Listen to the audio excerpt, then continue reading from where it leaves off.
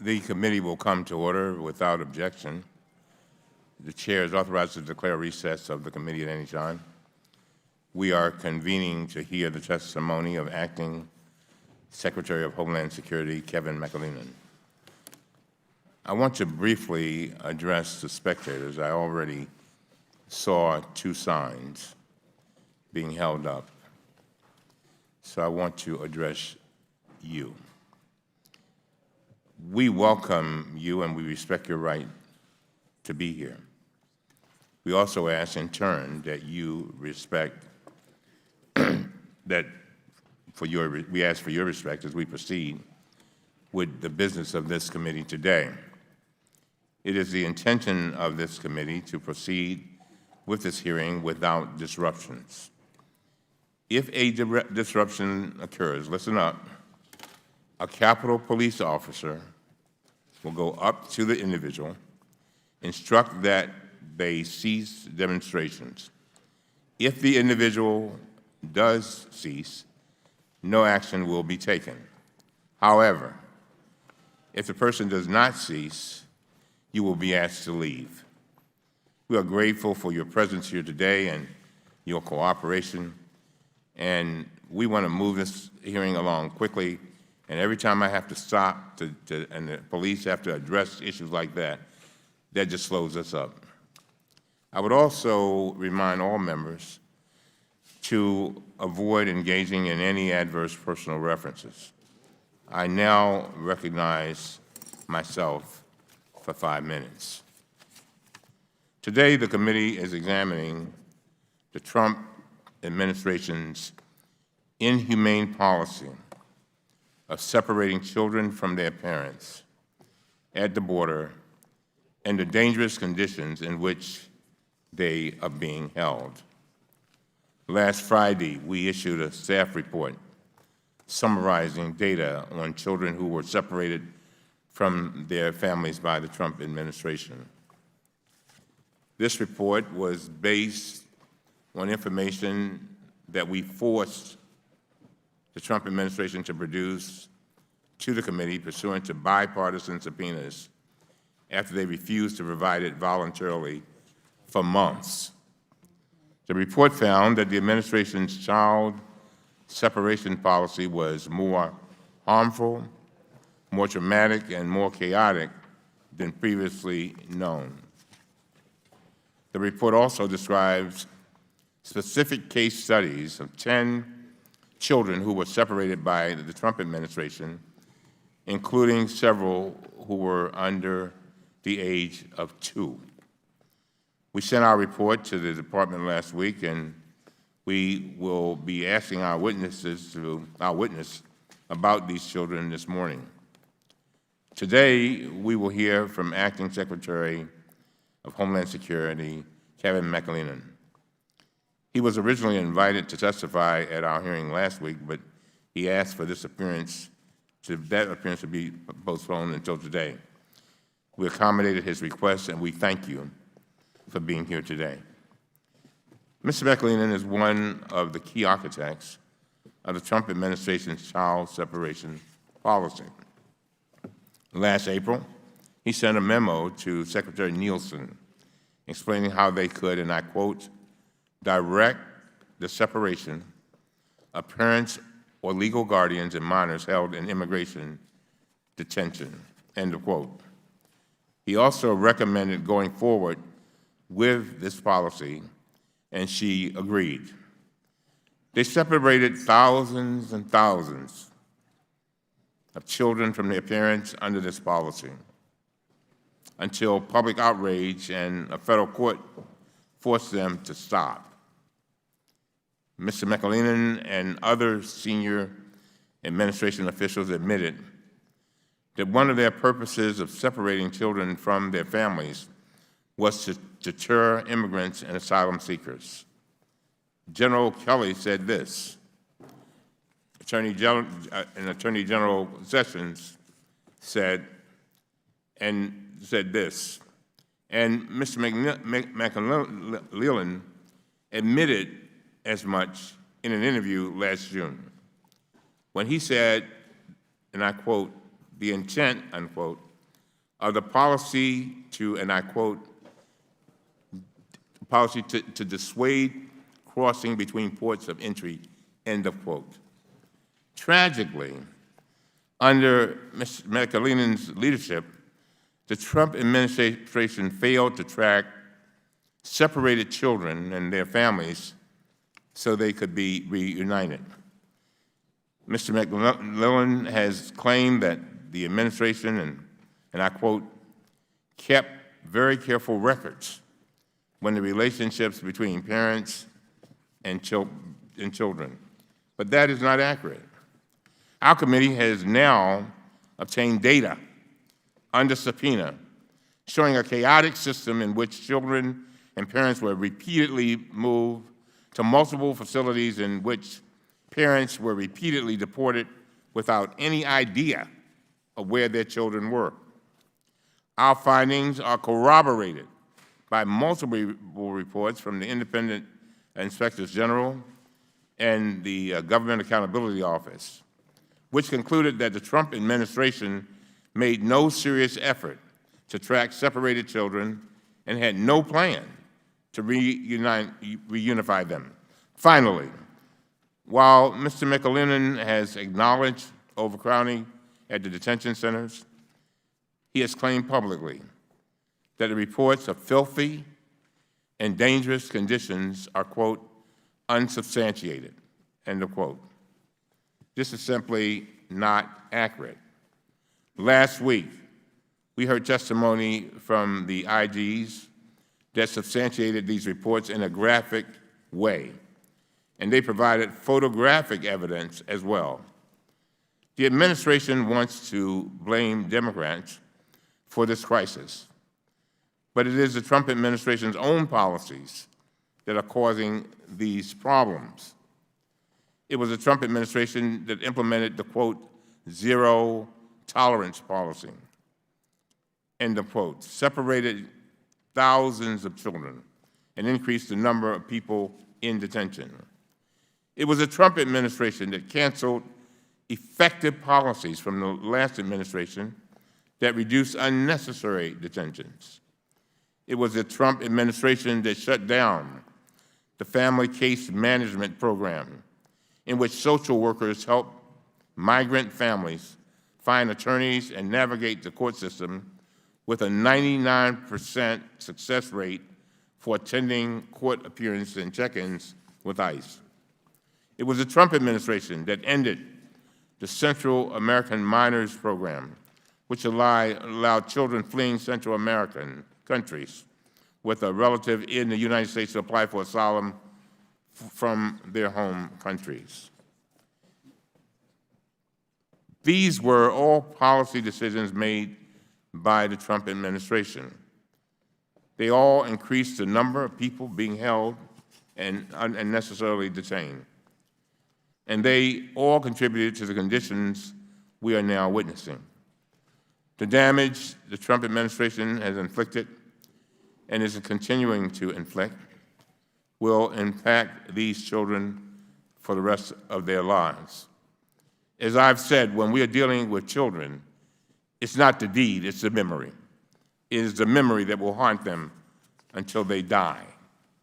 Today's hearing is one more step in our committee's effort to determine the scope of this damage and begin to address it. And with that, I yield to the distinguished ranking member, Mr. Jordan. The President says there's a crisis, asked for $4.5 billion. The Democrats said it's fake, it's contrived, it's manufactured, it's not a real crisis. Then the real crisis gets even worse. What do the Democrats do? They blame the President of the United States, and they blame the hardworking people who work for Mr. McAleenan on the border. When everyone knows what has to be done, everyone knows this. Got to fix the asylum law, got to fix the Flores decision, you got to build a border security wall. And frankly, what would also help is if folks on the left will quit saying some of the crazy things they're saying that I think incentivize more people to come and create this crisis that everyone acknowledged a long, long time ago except Democrats in Congress. I want to welcome our witness today, Secretary McAleenan. Thank him for his service to our nation at DHS, both during the Obama administration and the Trump administration. There's been a lot of talk from Democrats on this committee about the border crisis, and I hope that Secretary McAleenan will offer some facts and real perspective learned from his years of serving our country and helping secure our border. Last week, this committee held a hearing entitled Kids in Cages. The next day, Judiciary Committee Chairman Nadler accused Customs and Border Patrol of committing, quote, negligent homicide. The chairman of the House Judiciary Committee, the storied history of that committee, told the people who work for this individual, who work for Secretary McAleenan, quote, negligent homicide. And just yesterday, he said another thing. Said CBP was engaged in torture. This rhetoric is wrong, it's despicable, and does nothing to fix the problem. After months of calling this a fake crisis, Democrats have now changed their tune. Make no mistake, the Democrats have only changed their tune because the facts simply cannot be ignored anymore. In fiscal year 2019, more than 688,000 illegal aliens, including nearly 133,000 in May 2019 alone, were apprehended between ports of entry along the southwest border, an increase of approximately 80,000 just since October of 2018. And while historically most immigrants were single adult males, 72% of all border enforcement actions in the last month were related to unaccompanied alien children and family units. So what do Democrats do when they have to acknowledge a problem that doesn't align with their politics? They look for someone to blame. Who else but the President of the United States and the hardworking men and women who work tirelessly every day trying to secure our border? The comments from Democrats in Congress, I think, only serve to demean the public service of our brave Border Patrol employees and, frankly, and this is important, to spark unnecessary outrage. Think about what we've heard from them. Abolish ICE. Abolish DHS, the entire department. Walls are immoral, the Speaker of the House said, even though there's a wall in her state. Non-citizens should be able to vote. Taxpayers should finance health care for all illegals. Concentration camps, they've called detention facilities concentration camps. Earlier this week, self-proclaimed member of Antifa showed up at an ICE detention center outside of Seattle, set cars on fire, and attempted to burn down the building. In his written manifesto, this Antifa member wrote that he felt it was necessary to take action against these, quote, concentration camps. Not one single so-called cage has been constructed by the Trump administration. Not one. During the presidency of Barack Obama, we didn't see outrage from the Democrats then. We didn't see prominent Democrat members of Congress condemning the, quote, concentration camps and, quote, torture then. Again, President Trump has not built a single cage. The cages you see in the news and on Twitter were constructed by President Obama's administration. In fact, the only thing the Trump administration has used chain-link fence for is one temporary facility through which immigrants pass when they initially come and they're getting screened. The detention facilities that the Trump administration built are all air-conditioned, have fresh water, and supplies and folks trained to administer health care and those supplies. You would never know that and listen to the Democrats. After months of the administration highlighting the crisis at the border and making urgent calls for more funding, it wasn't until just before July 4th that House Democrats finally agreed to pass the $4.6 billion emergency border funding bill to provide some resources needed at the border. And despite the size and scope of the crisis, some Democrats still choose not to support this bill, choosing instead to play politics with the border rather than work on the solutions that we all know need to happen. Fabricating stories of cruelty and besmirching the hardworking civil servants protecting the border and providing humanitarian assistance does nothing to help solve the problem. Putting a Band-Aid over the border crisis does not fix the root causes. Democrats are serious. If they're serious about solving the border crisis, they must address, as I said before, the Flores Settlement Agreement, asylum loopholes, and the other laws and court decisions that incentivize aliens to make the dangerous journey to the United States. Most of all, they must stop obstructing the border security wall. This is one of the greatest challenges of our time, and frankly, it's getting worse by the day. I look forward to hearing from Secretary McAleenan, and as always, we stand ready to work with our Democrat colleagues to address the root causes, the real causes of this crisis at the southern border. Mr. Chairman, I yield back. Thank you very much. Before we move forward, let me say to the committee, I want to first of all thank Mr. Meadows for working hard with us to make this hearing happen in the minority. I really appreciate that very much. And the other thing is that we will go all the way up until the call of the vote, which is going to be at approximately 10:45, and then we will come back. And we will come back as soon after, I think we have 3 votes, as soon after that as we possibly can, but look at your iPhones to see exactly what, I'll let the staff know exactly the time, but I guarantee you it'll be as soon after that as we possibly can make it. And with that, now I would like to welcome our witness, the Honorable Kevin McAleenan, Acting Secretary of the Department of Homeland Security. If you would please rise and raise your right hand, I will begin to swear you in.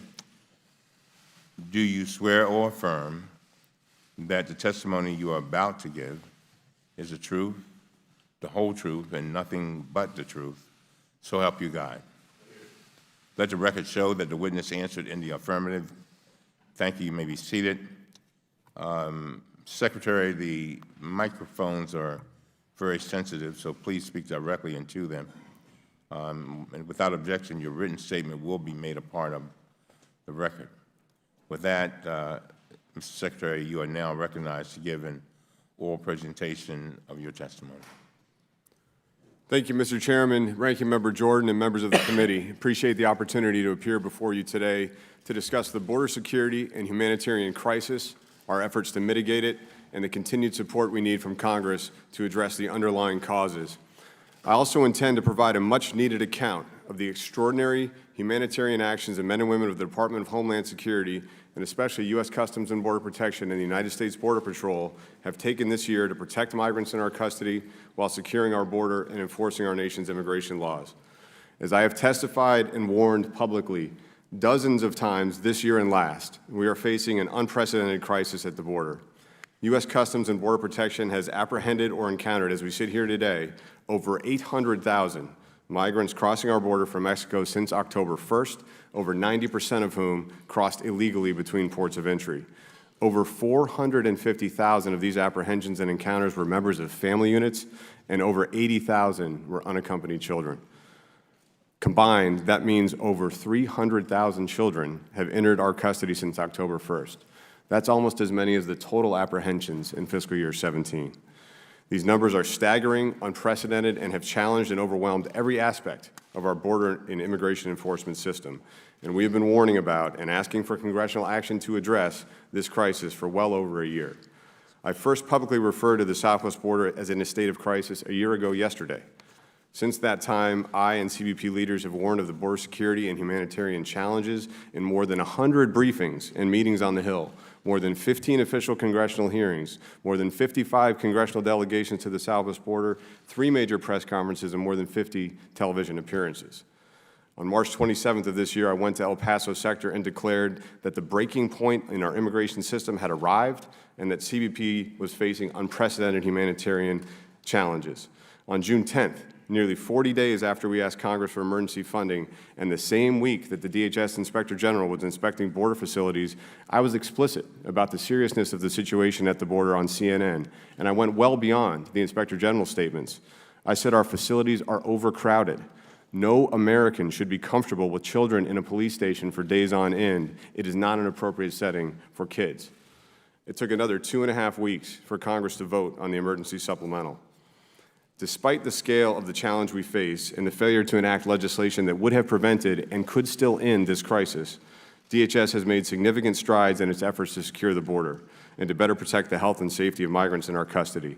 Since January 2019, the DHS team has delivered over 6 million meals, conducted 400,000 medical health interviews, and completed more than 80,000 medical assessments for individuals in CBP custody.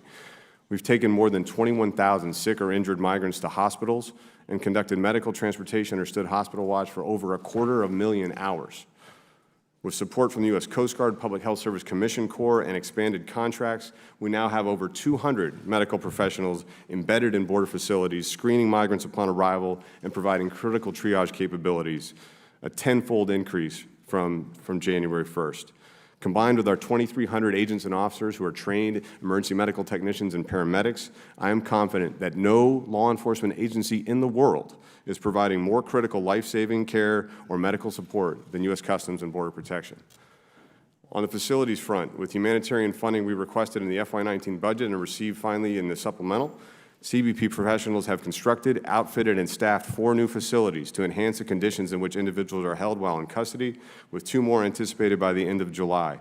These facilities are targeted at reducing overcrowding and improving conditions at the border.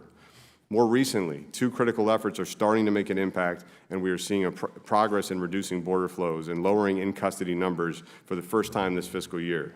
Thanks to President Trump's direct engagement, we entered into an agreement with Mexico in early June to address the migration flows that is making a dramatic impact, a 28% reduction in border crossings in June. The other key factor allowing us to make progress is the care and custody of migrants at the border is the receipt 3 weeks ago of the emergency supplemental requested by the administration on May 1st. These funds are being directly and immediately applied to create temporary facilities to reduce overcrowding and improve conditions for all demographics at the border, expand medical care, provide more hot meals, improve transportation, and ensure adequate supplies at all border stations and ports of entry. These efforts have reduced in-custody numbers at the border from a high of almost 20,000 in June to under 10,000 yesterday afternoon. For unaccompanied children, Health and Human Services now has adequate bed space. We've reduced from 2,700 kids at the border to under 350 yesterday afternoon, with an average of fewer than 35 hours in CBP custody. And throughout this period, the men and women of DHS have served with vigilance and compassion. But make no mistake, the border flows and the custody situation remain beyond crisis levels. We are still seeing 2,500 crossings a day, mostly families. To continue to mitigate this, we're pursuing a multifaceted strategy that addresses the regional flows of migration at their source by expanding our partnership efforts with Central American governments to attack criminal organizations and improve security while fostering economic development and growth. Fundamentally, however, a durable solution to this crisis lies with Congress, with targeted changes to our immigration laws that we need to enhance the integrity of our immigration system and eliminate the gaps in our legal framework that incentivize families and children to take this dangerous journey. I will work with any member willing to discuss the problem and solutions and invite you to see the situation for yourself at the border. If I could indulge one more minute, Mr. Chairman. You may, please. Part of the stated purpose for this hearing is for the committee to receive testimony regarding increased immigration prosecutions last year under the so-called zero tolerance problem and how the prosecution of adults crossing the border in violation of our immigration laws impacted families and children.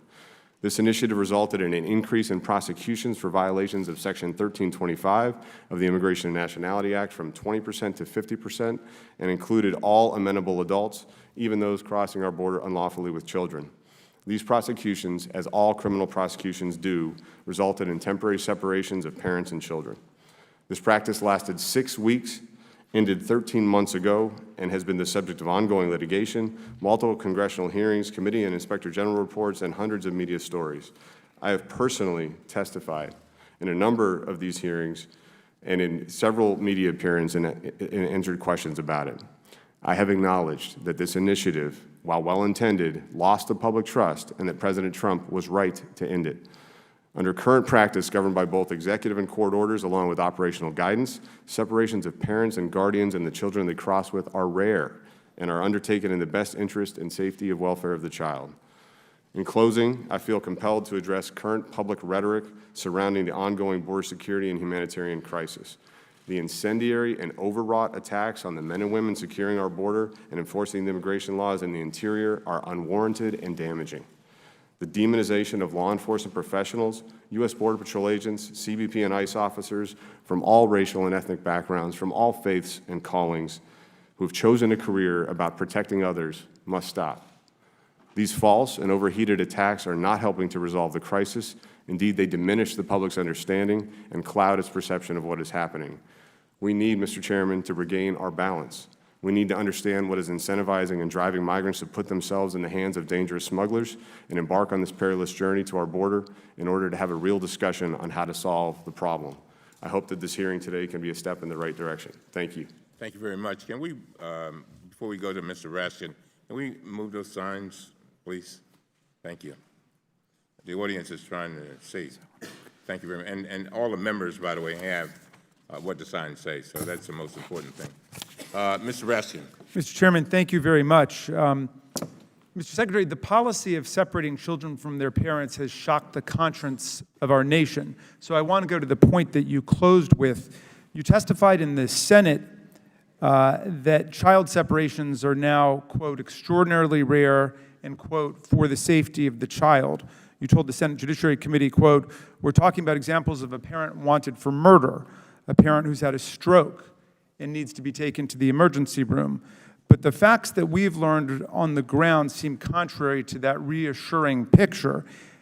Last week, HHS-IG official Ann Maxwell told us that her office saw cases in which the Department of Homeland Security separated children based on the parent's criminal history, including, for example, a prior charge of marijuana possession.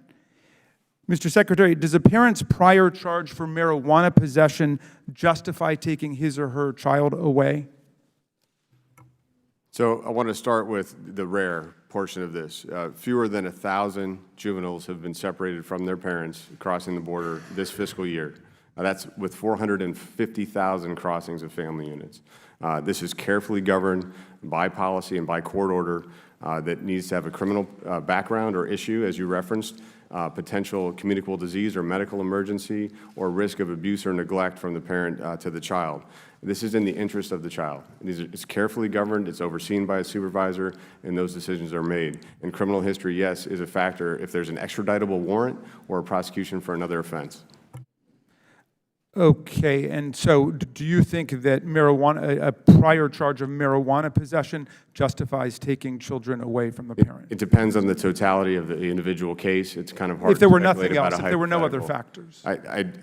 I'd have to look at the kind of case Okay, you referenced. according to recently released HHS information on about 3,000 child separation cases, the large majority of them are labeled as taking place based on a parent's criminal history, which could include prosecutions, charges, or mere allegations of past crimes based on unsubstantiated information shared by foreign governments. So I want to be clear about this. Are separations taking place based on unsubstantiated evidence regarding suspected criminal backgrounds without criminal convictions? So when we have an allegation of a serious crime that we're concerned about, especially if it's from a U.S. jurisdiction, that would be cause to consider separation of that case. We also partner with foreign governments where we work closely with law enforcement in Central America and in Mexico. And when we have referrals of criminal activity, a conviction, a indictment, or gang affiliation that's substantiated based on our partnership and our understanding of their mechanisms, their information collection procedures, we do take that into consideration in the safety of the child. Let me take a case kind of like that. According to the Houston Chronicle, there was a 19-year-old Salvadoran woman identified as Maria who'd been abused by adult gang members for years. She was present at a gang fight, was taken into custody by the police, but was never charged with anything. But this interaction was enough for border agents to imprison her and to take away her 2-year-old son for more than 5 months. Do you think that was appropriate? Again, I'd have to look at the specific factors in that case. I'm not sure that the Houston Chronicle has the same information that was provided by our foreign government partner. And that's, again, governed carefully by policy with discretion at the supervisory level in the field for making those decisions. Okay, we've seen evidence to suggest that 3 sisters were taken away from their father in November of 2018, allegedly because he was HIV positive. Is that a proper basis upon which to remove children from their parents? Again, you're referencing a number of specific cases that I do not have in front of me. I'm not sure if that was the only factor involved in that decision. But let's assume it was. If they, I mean, just hypothetically speaking, then, would you remove for that A reason? simple fact of being HIV positive does not sound like that would meet the standard. There could be other complications medically that would have required a temporary separation. Do you have written civil standards that you use in order to determine whether children should be removed from their parents? We do have a policy and operational guidance consistent with the executive order and court order that's been sent out to the field and has been implemented. Can you make that available to us? Of course. Last week, Jennifer Nagda of the Young Center testified before this committee. Her group is appointed by the Department of HHS to advocate for vulnerable children, including 120 recently separated children. On average, these kids, she testified, were 7 years old, and they were in custody for 115 days before seeing their parents. According to Ms. Nagda, the center found that separation was contrary to the best interests of the child in nearly every single case. Do you commit to this committee today and to Congress to have a policy where children will only be removed from their parents if there is a compelling reason to advance the child's own health and safety? So we also have compelling reasons for criminal prosecutions that are also a relevant interest as understood by the court and expressed by the executive order. But I'd be happy to work with this committee to evaluate our procedures on separation, to hear Ms. Nagda's testimony about her concerns, and to consider ongoing how we can improve what we do. I appreciate that. Thank you, Mr. Chairman. Thank you very much. Mr. Cloud. Thanks, Chairman. Thank you for being here, Secretary. In talking about the situation, the President said there may be some narrow circumstances in which there is a humanitarian or refugee status that a family might be eligible for. If that were the case, it would be better for them to apply in country rather than to make the various dangerous journey all the way up to Texas to make those same claims. Went on to say, but I also emphasized to my friends here that we have to deter a continuing influx of children putting themselves at great risk and families who are putting their children at great risk. And so I emphasize that within a legal framework and a humanitarian framework and proper due process, children who do not have proper claims and families with children who do not have proper claims at some point will be subject to repatriation to their home countries. Going on, I say this is not because we lack compassion, but because in addition to being a nation of immigrants, we are also a nation of laws. And if you have a disorderly and dangerous process of migration, that not only puts the children themselves at risk, but also calls into question the legal immigration process of those who are properly applying and trying to enter our country. Would you agree generally with this assessment? I didn't hear you say who made that assessment, but yes, from what you read, I would agree with that. It was President Obama 5 years ago. He went on to say that there have been a lot of press conferences about this, referring about this, and the time for we need action and less talk is what he said. And you mentioned all the different meetings that you've been in. He also went on to explain how the economic conditions, wanting a better life, did not fit in that narrow definition of asylum in that same press conference. Could you speak briefly to the magnet that is drawing migrants here? Sure, and just one other comment on that. As the chairman raised in his opening statement, the Central American Minors Program ended. That was a program that provided a categorical parole for certain minors in Central America. And this administration has proposed in January, in a letter from the OMB acting director to Congress on the budget deal, and again, working with Chairman Graham and the Senate Judiciary side on his legislation, technical assistance, that would allow for a similar approach, applying for asylum, especially for unaccompanied children in country, closer to where they are, because we don't want them in the hands of smugglers coming to the border. So on the incentives, Ranking Member Jordan laid it out.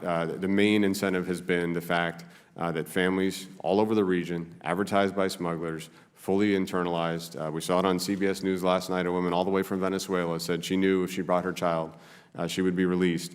Has been the fact that the Flores settlement does not allow us to do what we were able to do under President Obama and Secretary Johnson, which is detain families together through an expeditious, fair immigration proceeding. It took about 40 to 50 days on average. That resulted in a clear immigration decision from a judge, either a repatriation if there wasn't a valid immigration claim, or a determination that family would be allowed to stay. We're not able to do that anymore. That's why we see so many families coming. It's a direct response to that gap in the framework. Right. Now, definitely, this is Congress's job to act. It's our responsibility. We're supposed to fix it. So nothing is meant to, what I say is meant to take us away from that responsibility. But we sent you a letter a couple months ago highlighting 8 actions the administration could take. I wanted to touch on a couple of them in the time that I have left. One of them was training agents to do credible fear interviews. We got your response. You said I think by the end of this month, we'll have 60 trained over the last couple months. But that is the limit in that this is a pilot program. Now, the idea of training agents to do credible fear interviews is that we wouldn't have that 2-year process. We could really, solve this right at the beginning, as opposed to, this mass influx that we don't know what to do with these people. We could solve this almost at the point of entry. Why are we not doing more? I mean, there's thousands and thousands of agents at the border who could be trained to do this, and we're limiting this pilot program to 60. So first of all, I agree strongly with the principle that we should be addressing those asylum claims at the border, doing a credible fear assessment as soon as possible, and that training immigration officers, Border Patrol agents, ICRO, asylum officers are all technically immigration officers under the statute on those standards could help us increase the capacity and volume. What we're trying to do is balance it against the continuing crisis, the fact that we've got 40 to 60% of our agents doing processing, care, transport, hospital watch for migrants, not out on the line. So we need Only to have like balance. 10 more seconds if I could ask one more Yeah, question real quick. please. Work authorization. Could you explain the process of who all's getting work visas, why they're getting work visas, in the context of how many people that are crossing our border end up actually having a legitimate claim to be here? So in that context, we're seeing is for asylum claims, 10 to 20% actually getting asylum at the end of a court process. Unfortunately, that takes years to happen. So we are seeing employment authorizations being issued by CIS. The acting director is looking again at that policy and seeing if we're applying it appropriately, given the context you offered. Thank you. Mr. Connolly. Thank you, Mr. Chairman, and welcome, Mr. Acting Secretary. Just want to read you a quote. There can be no keener revelation of a society's soul than the way in which it treats children. That was a quote from the late Nelson Mandela. Would you agree with that quote, the sentiments of that quote, Mr. McAleenan? Tremendous respect for the late Nelson Mandela, and that's a powerful quote. Are you a dad? Yes, Congressman. You get children. I do too. I have one. Mr. Secretary, last Friday, the committee released a staff report on the child separation policy. It summarized the data produced by you and other agencies under committee subpoenas, as referenced by the chairman. We provided you with a copy of that report last week, and we agreed to delay this hearing in the anticipation that you would review that report. That report included 10 case studies, not 100, not 1,000, and we identified specific children at your department's suggestion by number rather than by name, though we had the names. I want to ask you about one of those cases. I assume you looked at the report. I've reviewed the report, but I'm not prepared to discuss in detail specific cases at this time. Well, I am. There's a child identified in the report as child number 2. We have additional copies of the report, obviously, if you need to refer to them. The records we obtained from you and other agencies show that this child is a baby boy from Honduras who was just 8 months old when he arrived with his dad at the Texas border in May of last year. He was 8 months old. He was taken away from his father and sent to a facility in Arizona. He then spent 6 months in that facility. He had his first birthday there. He spent half of his life without his dad in the custody of U.S. officials. Meanwhile, his dad was transported to 3 different ICE facilities and then ultimately deported after 2 months. Mr. Acting Secretary, why was a child of 8 months held for 6 months while his dad was deported 2 months later? So, Congressman, if the case you're referring to happened in May of 2018. Yes, sir. Do you have the date? Do you have the date? The actual date in May? Yes. We can get it to you. Okay. And again, we'd be happy to go back over these specific cases with you and members of your staff as appropriate. But what I can tell you is that when we implemented the zero tolerance protocols to increase prosecution of amenable adults, including those arriving with children, I specifically directed, and the Chief of the Border Patrol echoed, that that would not include parents traveling with children under 5. So when we've gone back and looked at the cases, and there were a few dozen of separations during that time frame, we've determined that there were other reasons that would comply with the current executive order or court order for separations of children under 5 that occurred during the zero tolerance period. So if this is in that period, All right, I would imagine there's. I'm running out of time. I just want to clarify what you said. Not, forgive me for interrupting, but I want to make sure I understand what you said. Normally, you're saying your policy would not have allowed this. Something must have happened that made an exception to your normal practice. Is that what I understand? Basically, yes. I mean, this was during the zero tolerance period. If it was after May 7th or so, if it was before then, it would have been under historical approaches. In either case, there must have been another issue with the adult or a concern that we'd want to follow up on. Let's say there was, Okay. in theory.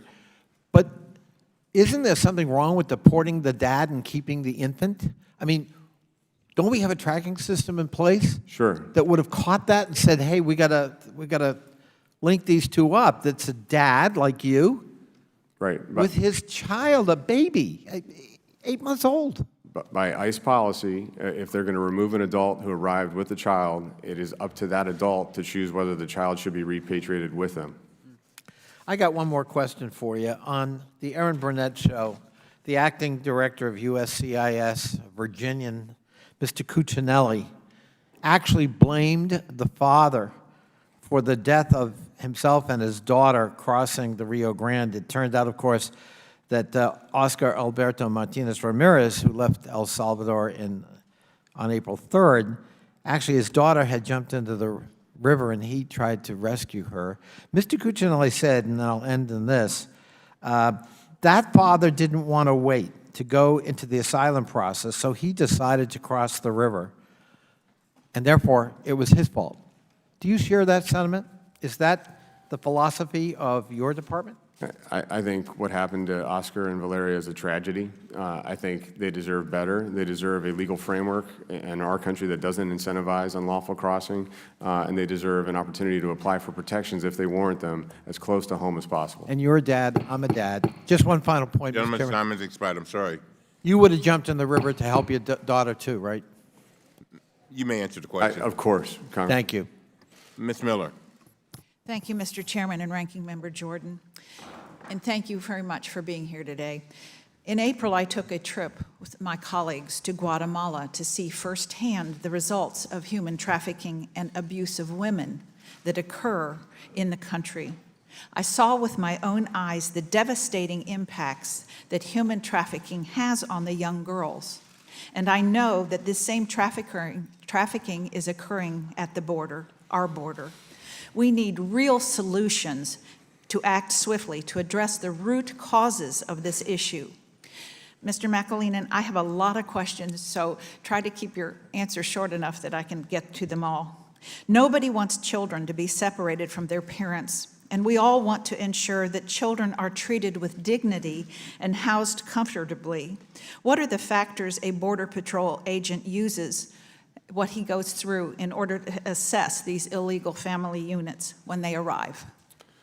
So by and large, the vast, vast majority, well over 99% or 98% of children that arrive with parents are kept together in the process. The Border Patrol agent or CBP officer encountering that family will undertake the analysis under the criteria in the President's executive order from June 20th of 2018 and the Miss L court order, which are consistent with prior policy that it's in the interest of the safety and welfare of the child. And cases are, again, prosecution for a criminal offense or serious criminal history, abuse or neglect expressed by that parent or the child where we have a concern, or a medical emergency. Those are the main indicators of a potential separation. How many children's lives have been saved by the Border Patrol? So I think that's a really important question. We make over 4,000 rescues a year. Already in the first 9 months of this fiscal year, the U.S. Border Patrol has made 3,800 rescues. Their rescues on the river have gone up tenfold. We're seeing agents almost every day dive into the water with their full equipment on to try to rescue families crossing in the water. It's high water this time of year, and it's very dangerous. So 3,800 rescues so far this year. Thank you. I'm glad to hear that. What is the average size of migrant groups that the Border Patrol is encountering between the ports of entry?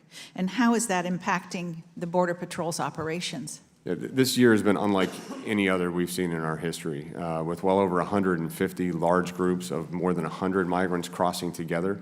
We peaked with a group of 1,036 migrants crossing as one group, all from Central America. 900 plus of them were family units. But since Mexico has started to do their interdiction operations, address the transportation networks on their highways, we've seen a dramatic drop. We've only had 4 large groups since the start of Mexico's operations and 0 in July to date. Wonderful. How is it the policy for separating children from their parents? What do you use, except in the zero tolerance? What's different in this administration and past administrations? Right now, our policy is identical to what we were doing before the zero tolerance practice that ended over a year ago. The same? Yes. Okay. In fiscal year 2019, the Department of Homeland Security identified nearly 5,500 migrants presenting as family units that turned out to be fraudulent. Why would adults use children to help them cross the border? Unfortunately, we see that all too often now. That's been a big focus this year, to try to identify those adults that are bringing children with them that are not their own, to try to take advantage of what they perceive as a loophole in our law that would allow them to be released in the United States. We've had egregious cases, including a 51-year-old man who bought a 6-month-old child for $80 in Guatemala, and admitted that when confronted with a DNA test by a Homeland Security Investigations agent conducting a pilot at one of our border stations. How has the Flores settlement impeded our ability to enforce the law? It's prevented us from getting immigration results from judges that can be effectuated.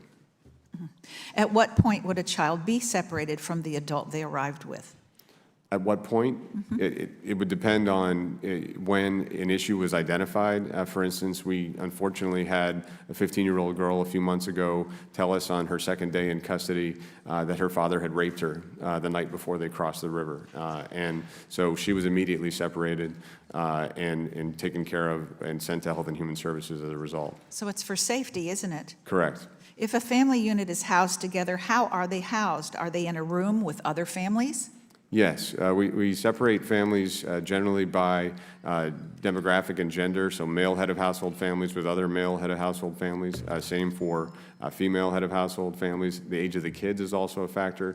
We try to just keep people in the safest groups possible during the short time they're at the border. But what if one of Gentlelady's time has expired. Mr. Christian Morphy. Thank you. Thank you, Mr. Chairman. Thank you, Acting Secretary, for coming in.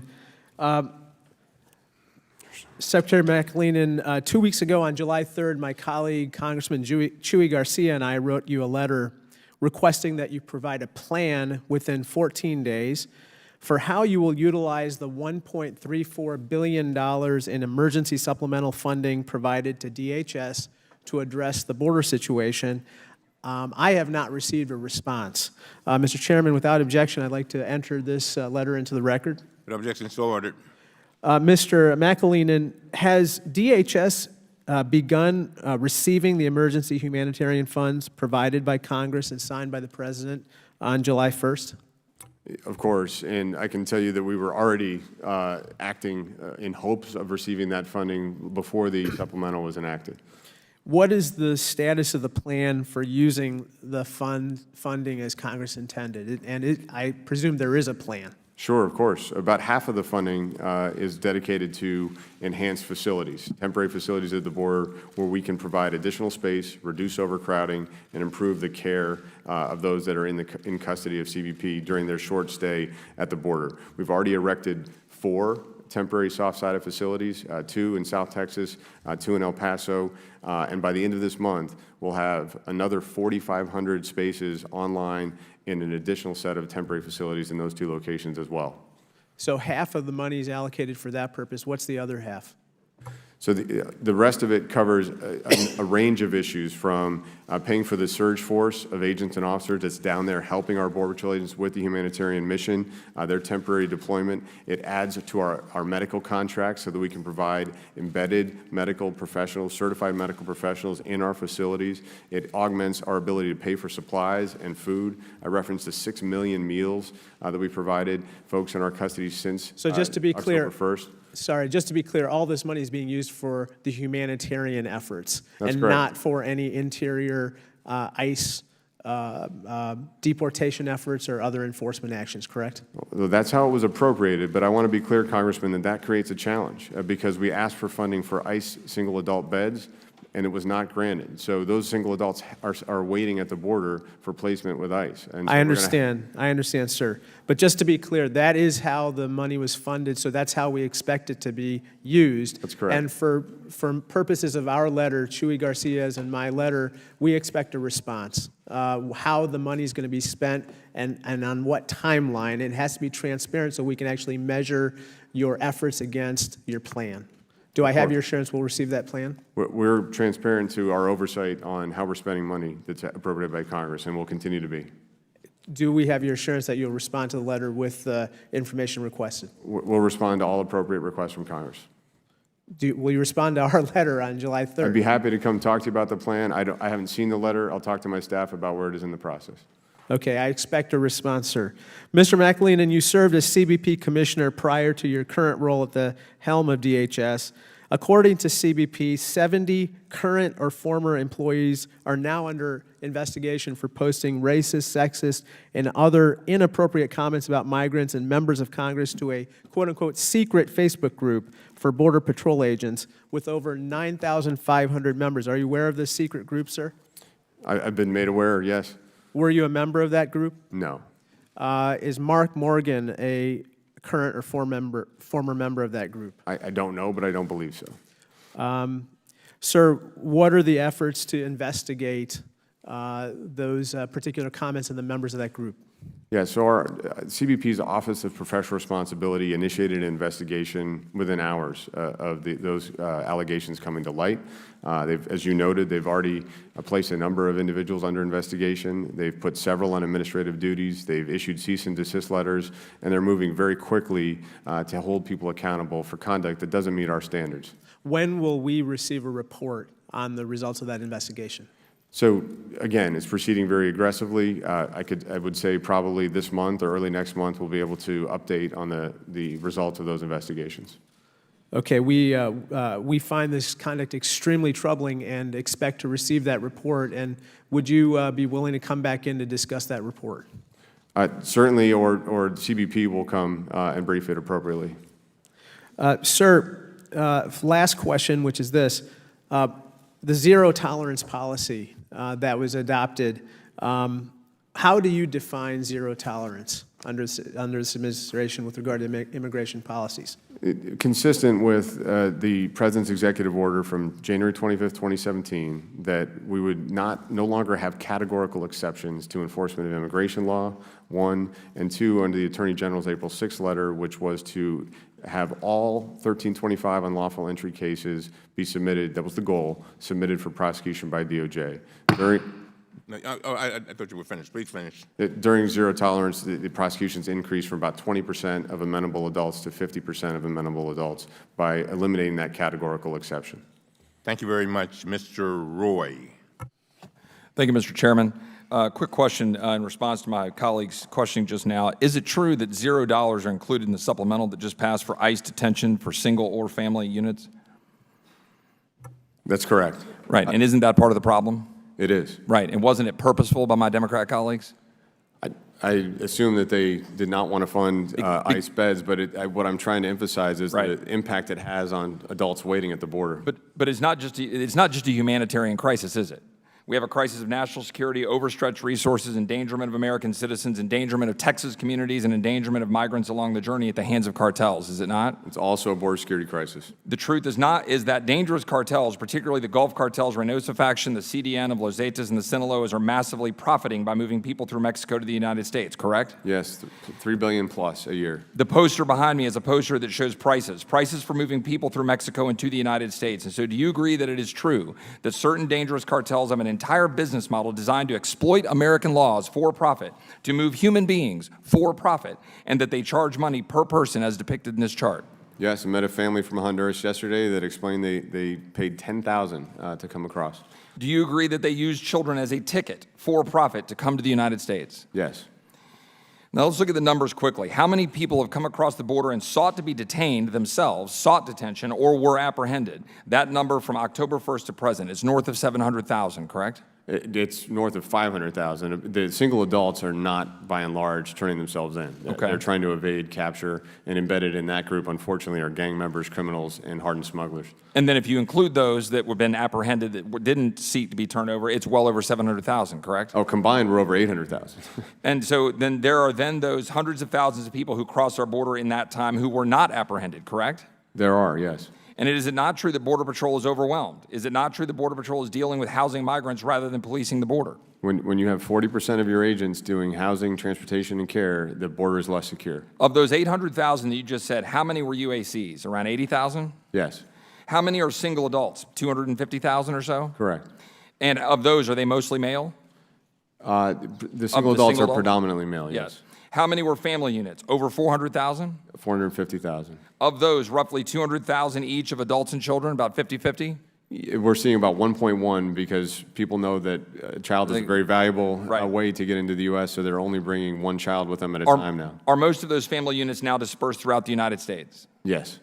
For the most part, are these family units claiming asylum, or are they largely using a child as a ticket for catch and release? The latter. We do see a number of asylum claims, but it's actually gone down this year from the peak of about 30% of those encounters claiming asylum. Is it true that the issue of UACs could be largely solved with a fix to TVPRA and that this could be done on a single piece of paper? Yes. Is it true that we could largely solve the problem of family units rushing our border and then being caught and released by addressing the Flores settlement, an extension of that settlement by a Ninth Circuit judge on essentially a single piece of paper? Yes, that was our experience in 2014 and 2015. Is it true that with respect to the family unit problem, representing the majority of the surge across our border, that the Obama administration supported a solution to the Flores problem and that, again, we could solve it on a single piece of paper? Yes. Is it true that the Obama administration asked for $762 million for ICE to deal with the unaccompanied alien children problem in 2014, the surge where children were riding on the top of train cars? Yeah, we all asked for additional appropriations at DHS to deal with the unaccompanied child surge, yes. And does that amount seem correct, the $762 million? That sounds like it's in the ballpark. That is what I'm told.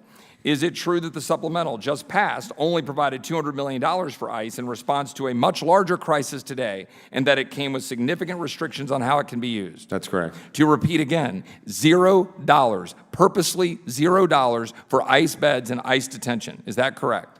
That's correct. Do you anticipate that the Democrat-led House of Representatives will bring any of these solutions that could be done on one piece of paper to the floor for a vote this week? Probably not this week, but I'm sure hopeful on a shared set of facts we can talk about real solutions. So for Flores, TVPRA, or money for ICE, the things that we know would solve the problem and largely address the crisis, you are not anticipating that that will be brought to the floor of the House of Representatives this next week before we adjourn for the August recess? I don't see any legislative action that would make that possible at this time. Which begs the question why? Which begs the question why?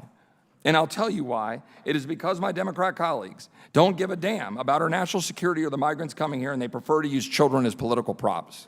Thank you. No more questions. Thank you very much. As I said a little bit earlier when I opened, I think we need to be careful about the motives of our members, and that goes to both sides. With that, we now will hear from Ms. Spear. Mr. Chairman, thank you. And let me hold up, Ms. Spear. The bells are rung. Ms. Spear will be the last person, and then we will go into recess. And as I said a little bit earlier, we will let you know exactly. We have 3 votes, I understand. And then Is it three? Three, possibly four. Three, possibly four votes. So I'm just letting you know. Ms. Spear. Thank you, Mr. Chairman. Thank you, Director. I was with 16 other colleagues at the border at McAleenan and Brownsville last weekend. It's my second trip to the border. Have you been there, sir? Several dozen times. All right. So this is familiar to you, seeing families, mothers and children, caged with Mylar blankets. Yes. That's familiar to you. And is this familiar to you, too?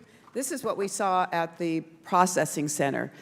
40 men in a cell that could probably, under normal circumstances, accommodate maybe 5. This man is putting his fingers up, showing that he has been there for 40 days and 40 nights without a shower and without being able to brush his teeth. And I confirmed that with the Border Patrol officers there.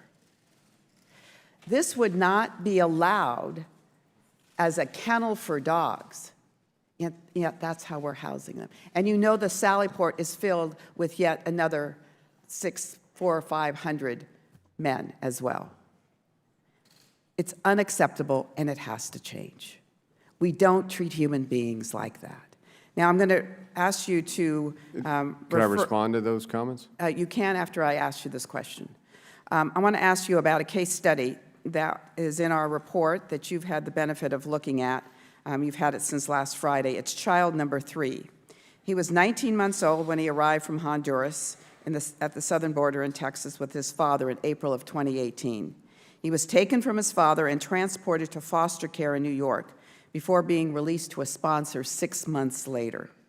During the time, the toddler's father was sent to ICE detention facilities in Texas, New Jersey, and New York before being released. Why was this 19-month-old baby taken from his father? So first on the conditions.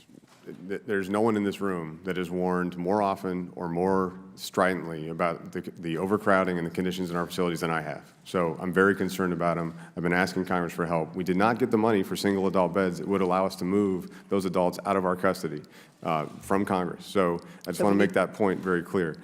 Secondly, on this case, as I said to Congressman Connolly, I'd be happy to follow up on specific cases. I don't have the details on this case today, but what I explained as well here's the problem.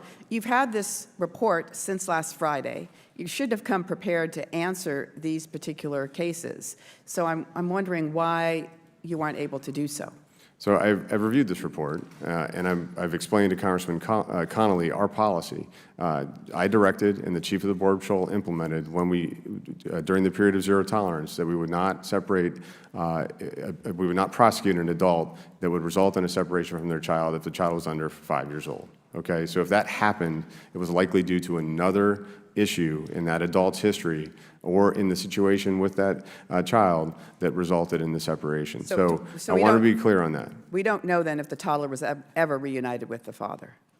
We do. I mean, the Miss L, we have lots of different ways to confirm this. And the Miss L court is reporting biweekly the results of their own class and the reunifications of that class.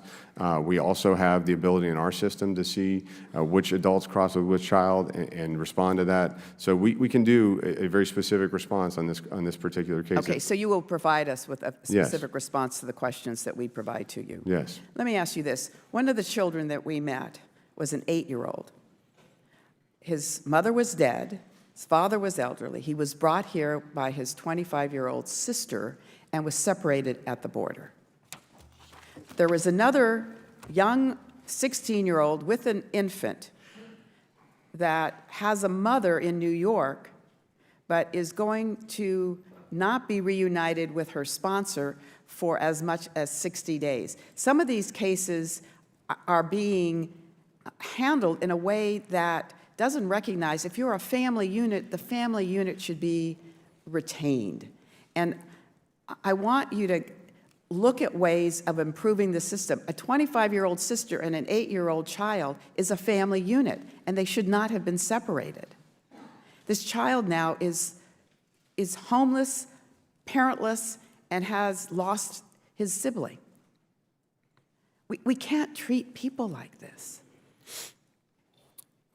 May I respond? Yes. So we've offered both to the Senate and House Judiciary Committees in their consideration of legislation to a modification to the Trafficking Victims Protection Reauthorization Act that requires by law that a child arriving without a parent or guardian be considered unaccompanied, and the only option that we have at the border in that case is to transfer that child to Health and Human Services, where they make the decision on the best placement with a sponsor. We would like and be willing to discuss the opportunity to have more flexibility to adjust to the kind of cases you just referenced. All right, I want to work with you on that. Committee stands in recess into the members. We will reconvene a half an hour after the last vote begins, okay? On the floor. We stand in recess.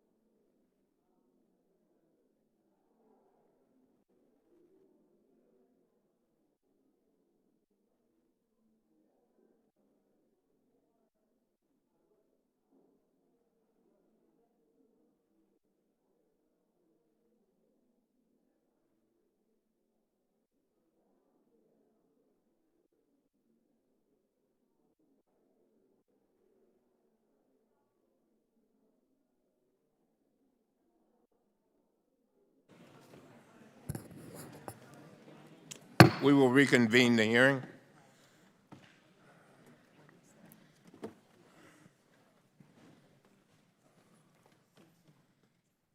As soon as our witness gets seated, we will have Mr. Keller.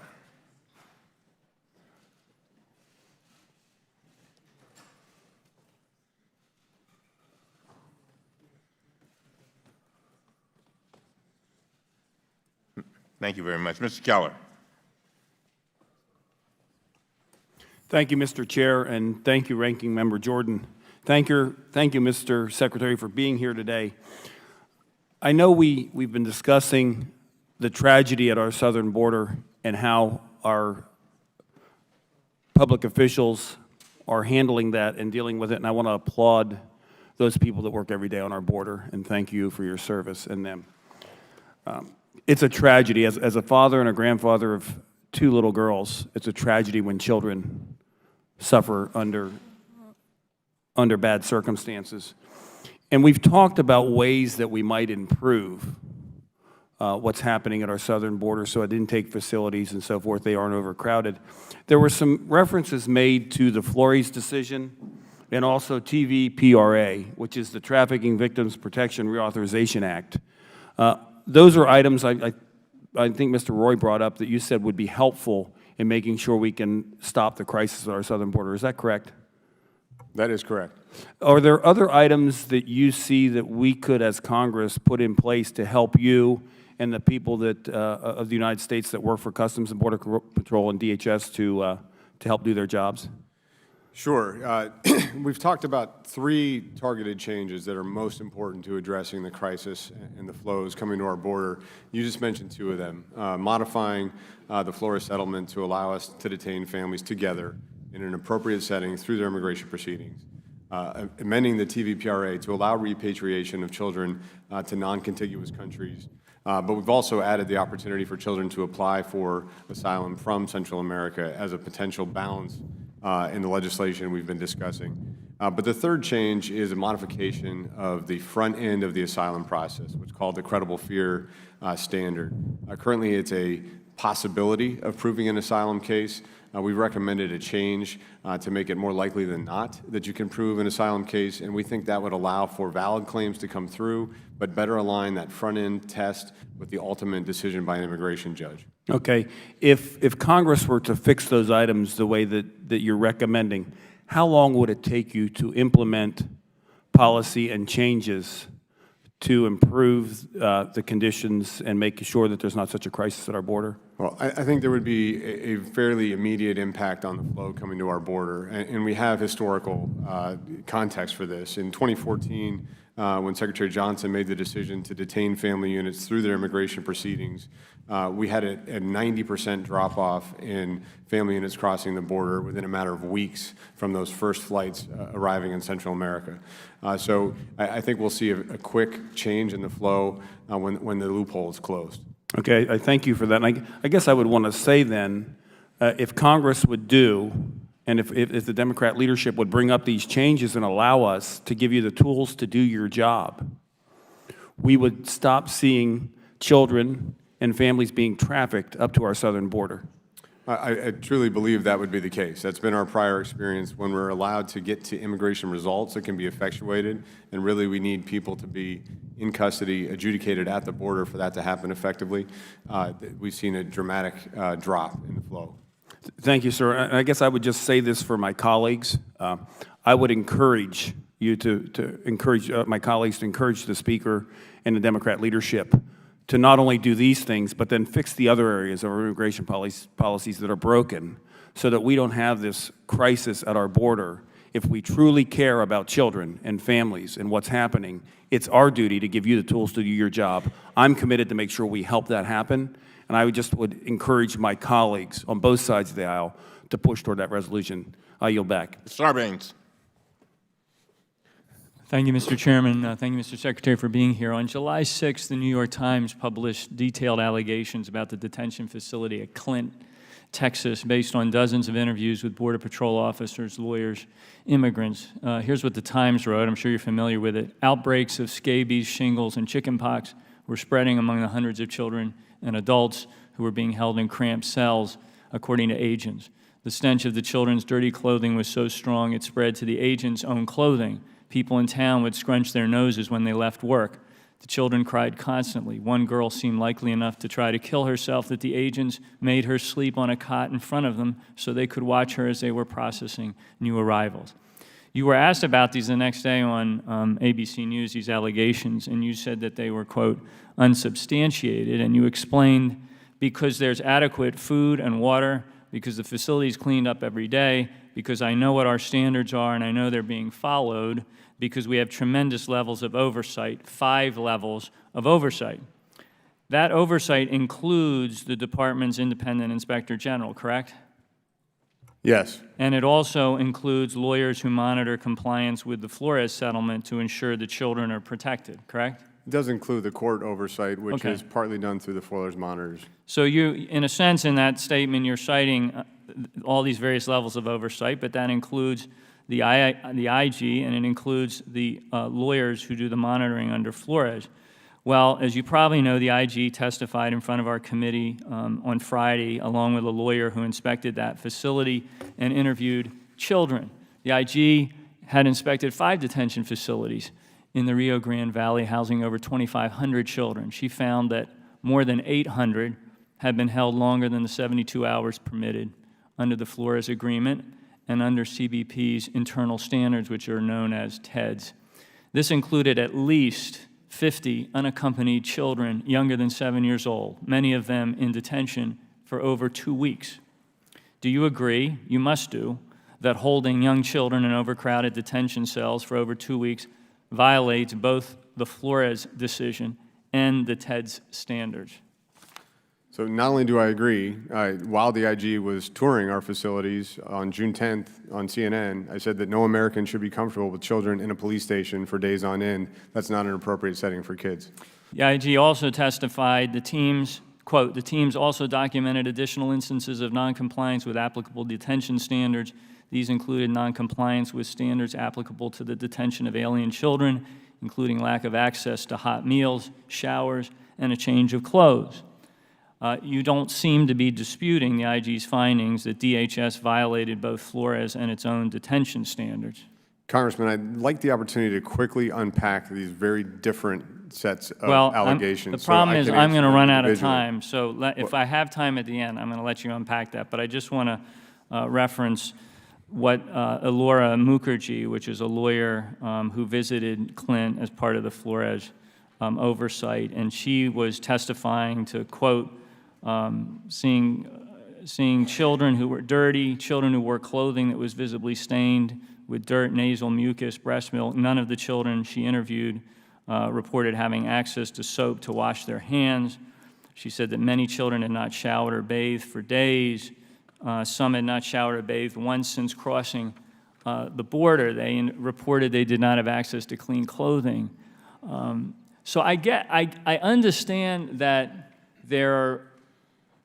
there's a debate about why we're where we are, but there cannot be any debate, and I assume you agree, that when you're dealing with children, there are basic standards, humanitarian standards, when it comes to their treatment that need to be followed. This is gut-wrenching testimony that we got.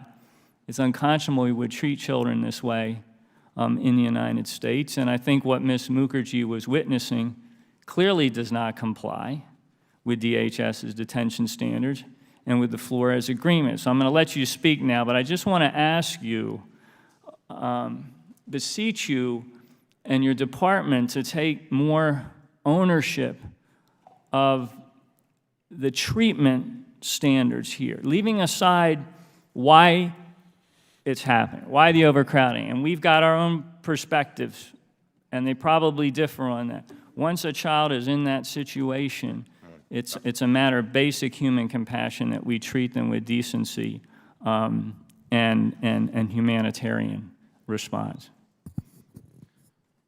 Mr. Chairman, I'd appreciate the opportunity to answer the remarks of the Congressman. Thank you. So first, could not agree more that overcrowding of children in our facilities is not an appropriate situation or result. That's why on May 1st, the administration asked for a supplemental that included $3.3 billion for Health and Human Services to increase their bed space capacity for unaccompanied children. In my opening statement, I explained that within weeks of receiving that funding, we've reduced our in-custody population of children from a high of near 2,700 to about 350 at the end of the day yesterday, from over 1,200 kids that were with us for more than 72 hours to fewer than 50 at the end of the day yesterday. That's what we're able to do with the resources that we asked for and waited 2 months for Congress to act upon. So I agree with you. We need to take ownership of the care and custody of children at the border, but we need Congress's help to do that. And as soon as we got it, we applied it effectively and urgently. Now, to clarify the various allegations that you walked through in terms of difficult situations at the border, I personally have explained those situations that were in the IG's findings multiple times in public, in press conferences and hearings, and how concerned we were about it, why we needed Congress to help us change the law and provide the resources necessary to care for children. You referenced the Flores monitors. The Flores monitors that visited Clint Station interviewed children in a conference room. They did not go into the custody areas of the facility. They did not see the supplies available. They did not see the toothbrushes available. I was in Clint last week. I talked to a Coast Guard volunteer who's in charge of procurement for that sector. He told me they had tens of thousands of toothbrushes in the sector, including available at Clint Station. So when I said the allegations were unsubstantiated, I was speaking to the Flores monitors who claimed children didn't have food, water, or toothbrushes. Now, you mentioned the New York Times article on July 6th. Clint had 700 kids in custody at one point. Absolutely, it was overcrowded. As kids are arriving from the border, sometimes 200 in a single day, they're coming in after a difficult journey, held in squalid conditions by smugglers. They're going to have dirty clothes. But guess what? We have laundry there. We're washing their clothes. We're giving them new clothes.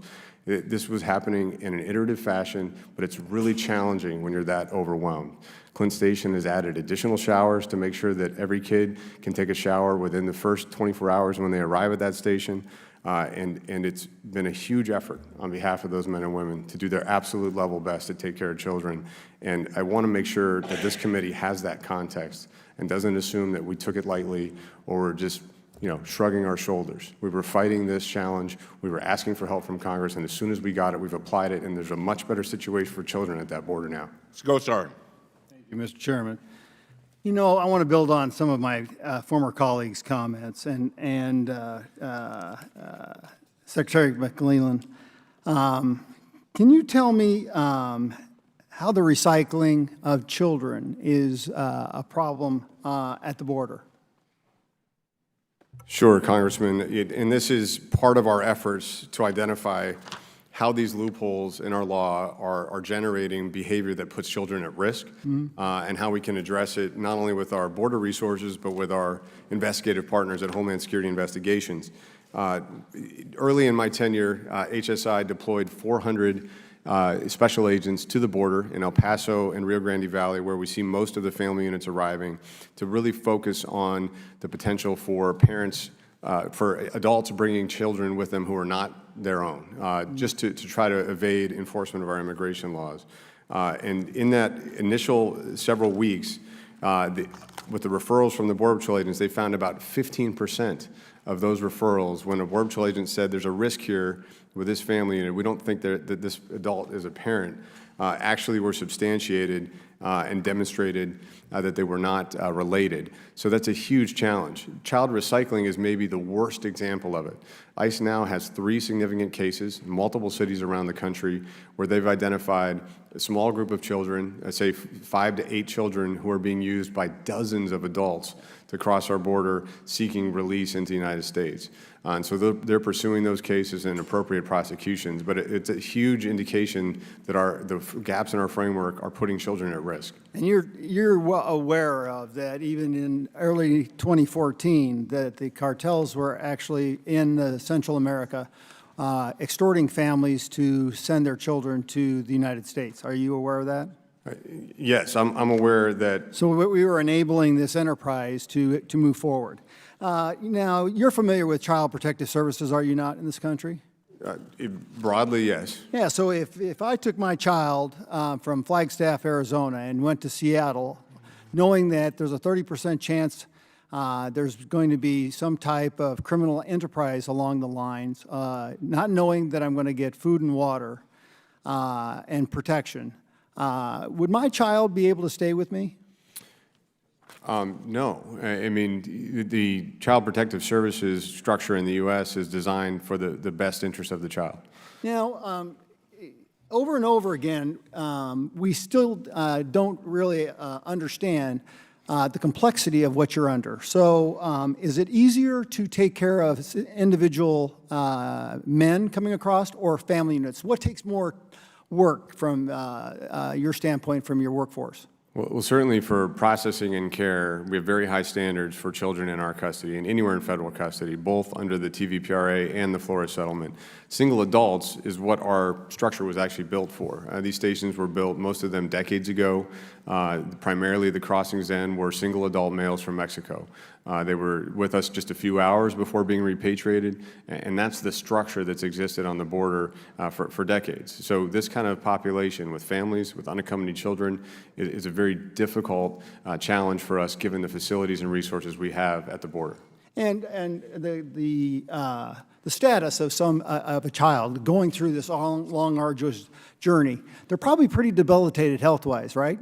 We see a lot of communicable disease, a lot of severe illnesses. In some cases, we've had immediate surgery required for congenital defects. They actually came to the border to have surgery. We are being faced with a younger and sicker population this year than we've ever seen at the border before. So it's going to get worse for you. My understanding is yesterday or last night, the World Health Organization actually declared an outbreak of Ebola. Now that they can't contain in Congo. And I've been talking about this for some time. How is that going to implicate you, in particularly looking at these family units, and how will it slow down the processing of individuals? Well, having medical professionals embedded in our facilities gives us a chance to screen children and adults arriving into border facilities to ensure they don't have a communicable disease upon arrival. We're somewhat insulated given the incubation period for Ebola is about 21 days. The journey from Africa to our border generally takes 30 days or more. But it's something we're going to watch carefully. I'm in close contact with Secretary Azar on the Ebola outbreak, and we have a responsibility at the border to be aware of it. Is there one thing that we could actually have help with HHS that you would ask for that would actually expedite some of those issues? So, you know, the Public Health Service Commission Corps, these are uniformed doctors and nurse practitioners that have been in our border facilities with us. The funding and support for those tremendous professionals in uniform working alongside us is a huge benefit and helps us carry out our mission. Thank you very much. I yield myself now these minutes to ask questions.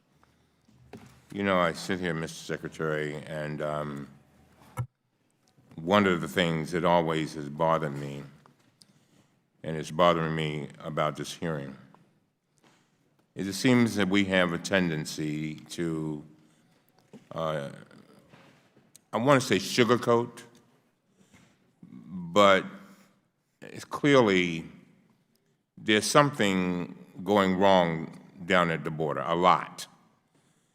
My Republican friends have said that we just declared and said that this was an emergency. I've been begging for a hearing before I became chairman. Begging.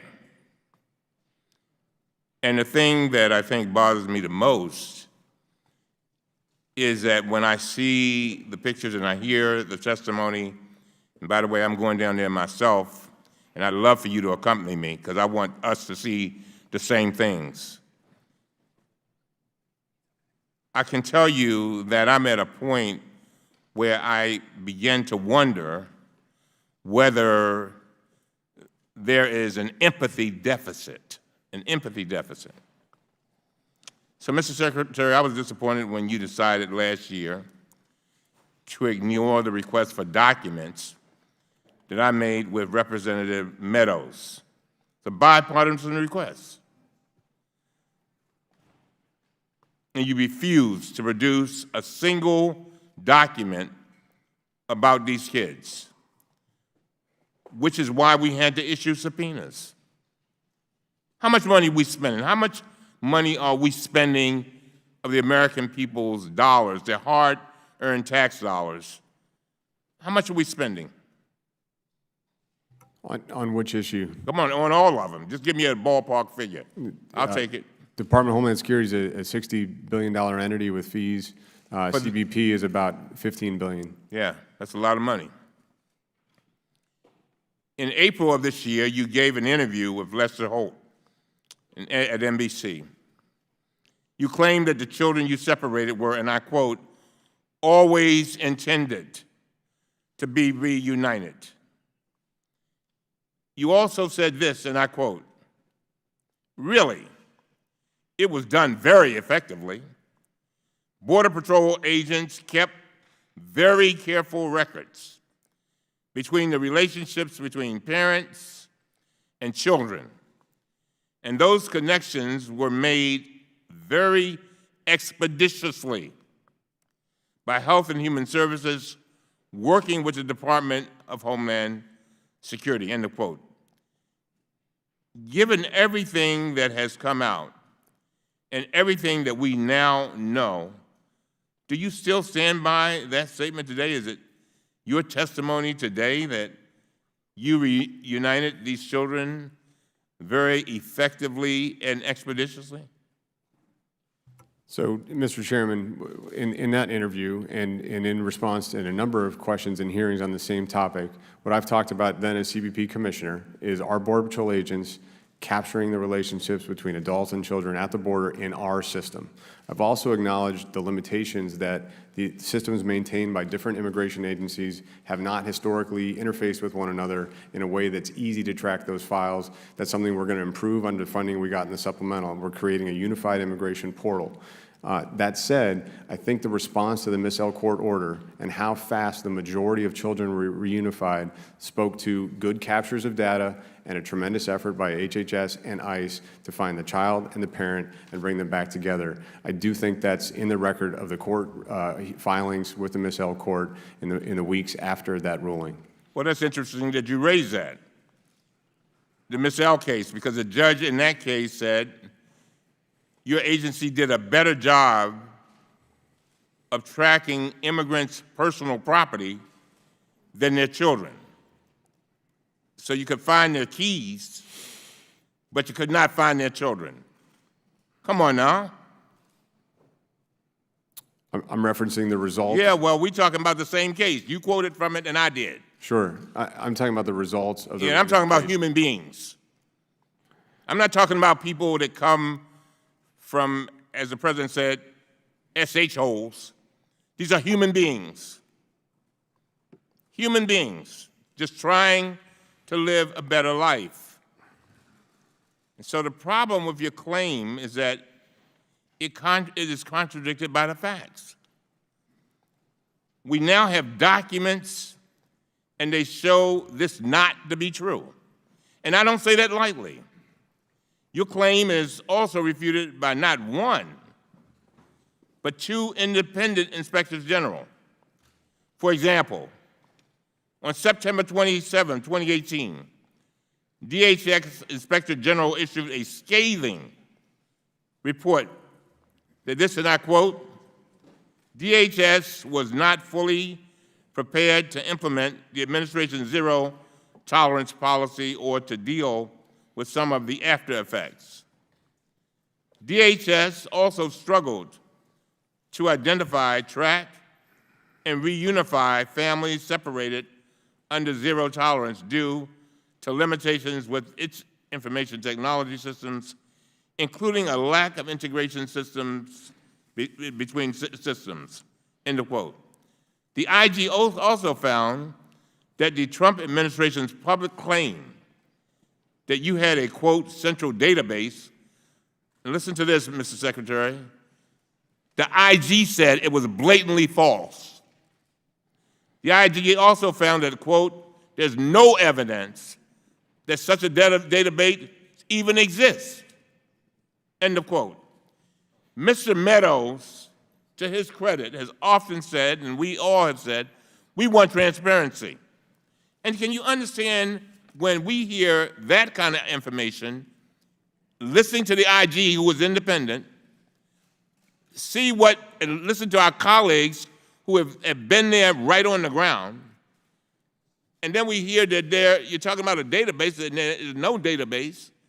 That seems to go in the opposite direction of transparency, and therefore, when we hear about stories coming out from you and your agency that everything is pretty good and you're doing a great job, I guess you feel like you're doing a great job, right? Is that what you're saying? We're doing our level best in a very What does that mean? What does that mean when a child is sitting in their own feces, can't take a shower? Come on, man. What's that about? None of us would have our children in that position. They are human beings. And I'm trying to figure out, and I get tired of folks saying, oh, they just beating up on the Border Patrol. Oh, they just beating up on Homeland Security.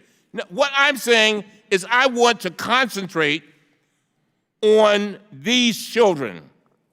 And I want to make sure that they are okay. I will say it, I've said it before, and I'll say it again. It's not the deed that you do to a child, it's the memory. It's the memory. And so, I told the head of Border Patrol the other day, I said, I want to know what's happening in the meantime. We are the United States of America. We are the greatest country in the world.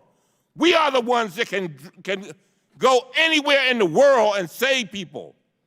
Make sure that they have diapers. Make sure that they have toothbrushes.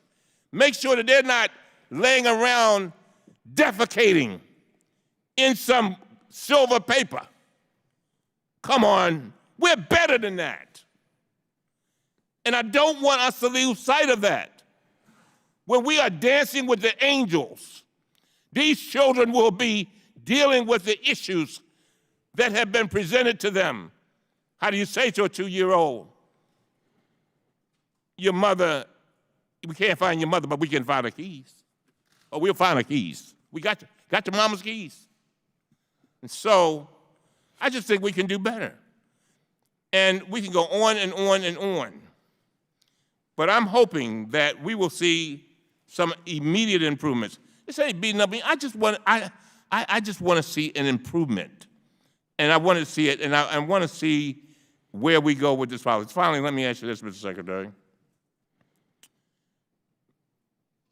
And that wasn't the only thing in the report. The Inspector General at HHS issued its own report in January 2019. That report found that the Trump administration, and I quote, faced significant challenges in identifying separated children, including the lack of an existing integrated data system to track separated families across HHS and DHS, and the complexity of determining which children should be considered separated. The IG also criticized your agency. The report found, and I quote, DHS provided ORR with limited information about the reasons for these separations, which may impede ORR's ability to determine appropriate placements. As a result, the IG found that the separated children, and I quote, were still being identified more than 5 months after the original court order to do so. Both these IG reports were issued before you made your statements in April. So, Mr. Secretary, have you read those reports? Yes, I have. And then how in the world can you sit here today under oath and defend your statement that you kept very careful records, that you worked with HHS very effectively and efficiently, and that you reunited children expeditiously? Respectfully, by the way, very expeditiously, you said. Go ahead. Respectfully, I actually highlighted that issue before you asked the question, and I've testified on it before. We did have a lack of integrated databases for the immigration agencies between CBP, ICE, Health and Human Services. That is correct. What I've testified before and what I stated a few moments ago was that the CBP data was carefully captured. It was not available in an integrated fashion from an IT perspective, but when you put all that information together with what HHS and ICE had, they were able to work within weeks to unify the vast majority of those adults and children. And at this time, Through that process, every single child has an identified parent and has gone through that process with the court and with the ACLU plaintiffs' attorneys. Secondly, I would welcome the opportunity to travel with you to the border and to see our men and women and how hard they are working to care for children. Border Patrol agents holding children that were not their own, brought across by smugglers, putting formula and baby bottles together. There's no one defecating in a Mylar blanket. We are taking care of these children thanks to the resources we finally have. They're moving very quickly through our facilities to Health and Human Services to a better situation, and I'd be happy to show you that at the border, Mr. Chairman. I'm looking forward to traveling. We will try to make those arrangements as soon as possible. Mr. Heiss. I'm going to go. Oh, I'm sorry. Ranking member. Mr. Secretary, would it have helped if you'd have got the resources when you asked for them? Of course. When did you become secretary? I became acting secretary on April 8th. This year? April 10th of this year, yes. A couple weeks later, you asked for money, didn't you? Yes. You asked for money because they won't address the underlying problem. What's causing the problem? They won't fix the asylum law, won't fix floors, won't build the border security wall, say it's not a crisis, say it's manufactured, say it's contrived when it actually is a crisis. Then the crisis gets even worse, and then they blame you who took the position in April and asked for help 3 weeks later. And then they wait 2.5 months to send the money. And when they send the money, we had the picture a little bit ago of the 40 individual males in the adult males in the facility. You asked for ICE bed money, what'd they say? They didn't provide it. Didn't provide it. And yet you're the bad guy. You take the position in April, ask for resources. A couple weeks later, they deny the resources for 2.5 months. And then when the problem gets so bad, they say, oh, it's your fault. Even though you've been trying to address the underlying problem. And then when they won't do that, you say, at least give us money to fix the crisis that you all helped us create because you wouldn't address the underlying problem. It gets so bad. They finally send the money, but they still put limitations on you because they want the political issue. When we're talking about kids, we all care about the kids. This is ridiculous. Let me ask you this. We all know there's a crisis on the border. Does accusing CBP agents of torture help with the crisis? In no way. Does accusing CBP agents of working at concentration camps help with the crisis? No, it obfuscates the real issues. Does it, when the chairman of the House Judiciary Committee accuses folks down there working hard of negligent homicide, does that help with the crisis? Of course not. Would abolishing ICE help with the crisis? No. Would abolishing your entire agency help with the crisis? No. Does waiting 2.5 months to get the $4.6 billion you asked for 2 weeks after you took the job, does that help with the crisis? No, and it left children in these situations way too long. And we've proven that as soon as we got the resources, we were able to put them in a much better situation. Does denying money for ICE beds help with the problem? No, that's contributing to overcrowding that still exists today. I don't know how many times you've said it already. You said it with Mr. Roy and I think Mr. Keller. 2 things right now would help. Give you the money for the ICE beds and fix floors. And I think you said to Mr. Keller, you think that would be almost immediate action, immediate help. Within a couple weeks, you would see the message sent so these people won't take this dangerous trip. That would help immediately. Is that right? That is right. Yet the majority doesn't want to do it. Doesn't want to do it. Chairman just called it a deficit. He accused you and your agents and your agency of a deficit of empathy. You want to respond to that, Mr. Secretary? I can tell you that the men and women of DHS and me personally are Where's working. that picture? Hey, I'm going to interrupt you 1 second. Then I want you to take as long as you want. Put this picture up. Does that look like a deficit of empathy right there? Not at all. That's the kind of stuff that happens every single day on the border, doesn't it? Right. I just wonder, why would an agency, if they have a deficit of empathy, create a border search, trauma, and rescue team to try to protect people that are making this dangerous crossing? They make over 4,000 rescues a year on their own time and with a collateral duty apply to be emergency medical technicians so they can help people in dangerous conditions. Where's the deficit of empathy there? These are predominantly Latino Border Patrol agents. They have children of their own, and they're out there trying to protect them on the line and trying to do the best they can to take care of them. Well, you just said something there. You said they're predominantly Latino border agents. That's correct. Majority of your Customs and Border Patrol agents are of Latino descent, Hispanic descent? Border Patrol agents, yes. Yeah, it just doesn't help. It doesn't help. At some point, we have to get past all this and focus on what is driving the problem. And we all know what it is. Flores has to be fixed. The asylum law has to be, the loopholes, that has to be addressed. And frankly, while we're getting that done, why don't we give you a few more dollars so you can take these adult males, have enough beds for them so they're not in the kind of facility that the picture was put up earlier, right? That would be great. And oh, by the way, maybe if we had a border security wall, that would help as well, because not all these people are coming to ports of entry. A lot of folks are coming across too. I mean, all this is part of the problem. Let's fix it. Let's fix it instead of just saying the things we've been saying. With that, Mr. Chairman, I yield back. Thank you very much. Ms. Norton. Thank you, Mr. Chairman, and I want to thank you, Mr. McAleenan, for your testimony. And I know I speak for this entire committee when I thank the border personnel for the work they're doing well beyond the call of duty. There is no disagreement about that.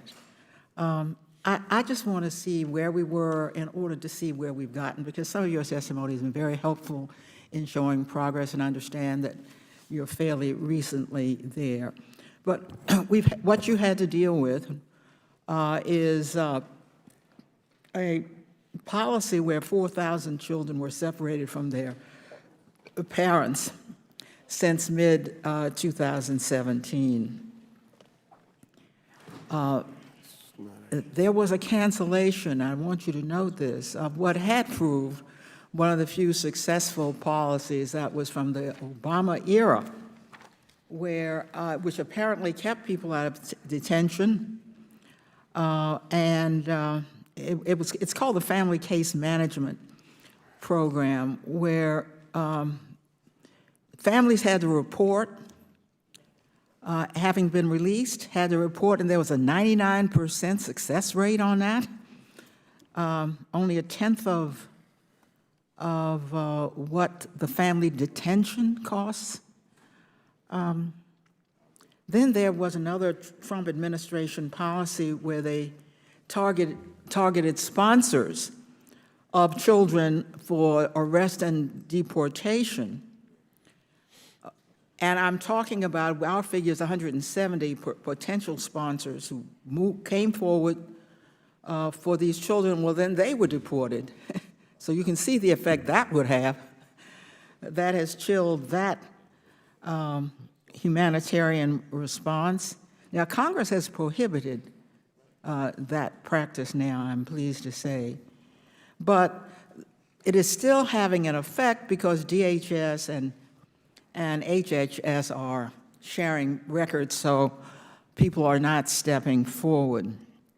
And then, of course, there was the metering process, and we've discussed that in this committee. And DHS found that limiting the volume of asylum seekers, and here I'm quoting, entering at ports of entry leads some aliens who would otherwise seek legal entry into the United States to cross the border illegally. Mr. Secretary, I take it you agree that those policies, some of which you were not a part of, did exacerbate crowding at CBP facilities. Could I tackle those one by one, Congresswoman? And thank you for remember I have only for being at our ribbon cutting for the new Department of Homeland Security of course, headquarters. pleased to do Appreciate that. your support for that. But I need you to answer. I have a limited amount of time. Did it exacerbate the policies or not, sir? No.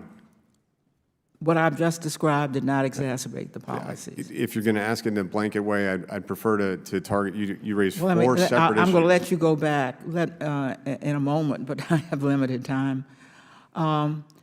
Would you agree that this family management program, which I described, 99% success rate, people showing up, was successful?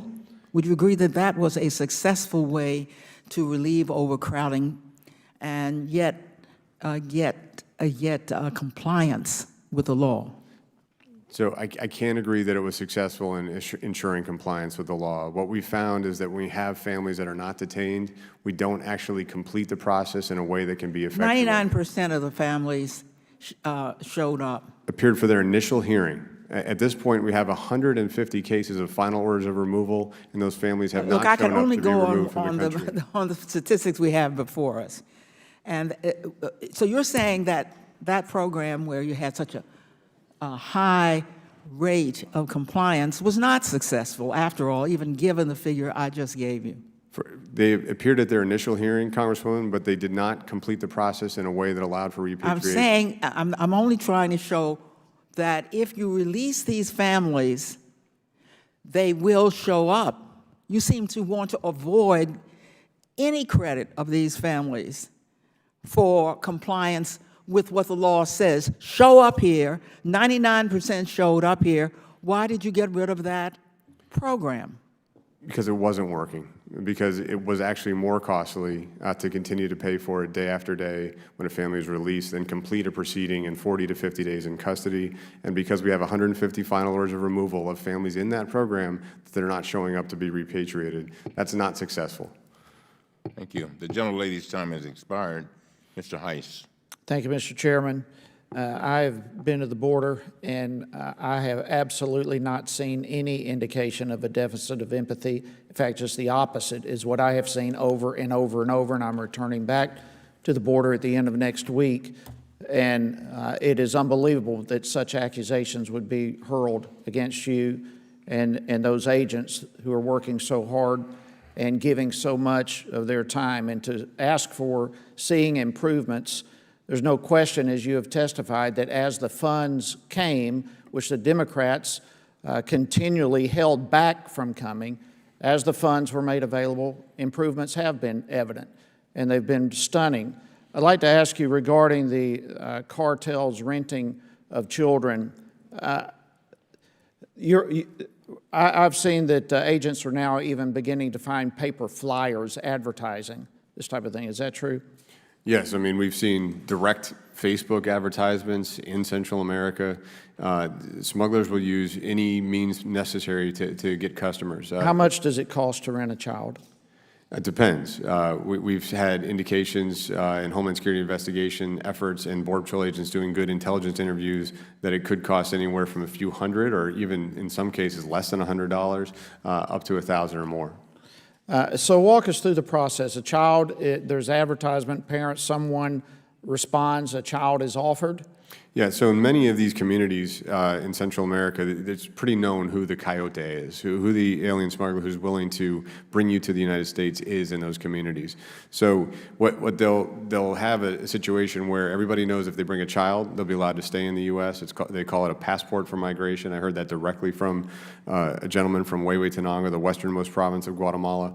If they have an individual who wants to go to the U.S. and somebody has a child that they might want to make some additional money renting that child, or they want the child to be delivered to a relative in the U.S., they'll say, hey, take my child. They go procure a fraudulent document, and then they're smuggled to the U.S. border. And the cartels are receiving that money? They're getting paid for the fraudulent document, they're getting paid for the smuggling event, and the child's being put at risk. Any idea how many children are being trafficked like this?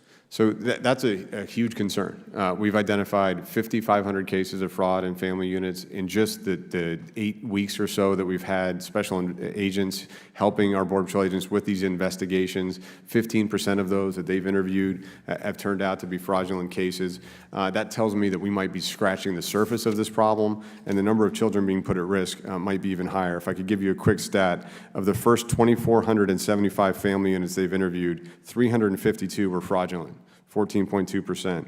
921 fraudulent documents have been uncovered, and we've prosecuted 615 individuals for basically trafficking or smuggling a child with fraudulent documents. So that's just in the last 8 weeks we've been doing this operation. Unbelievable.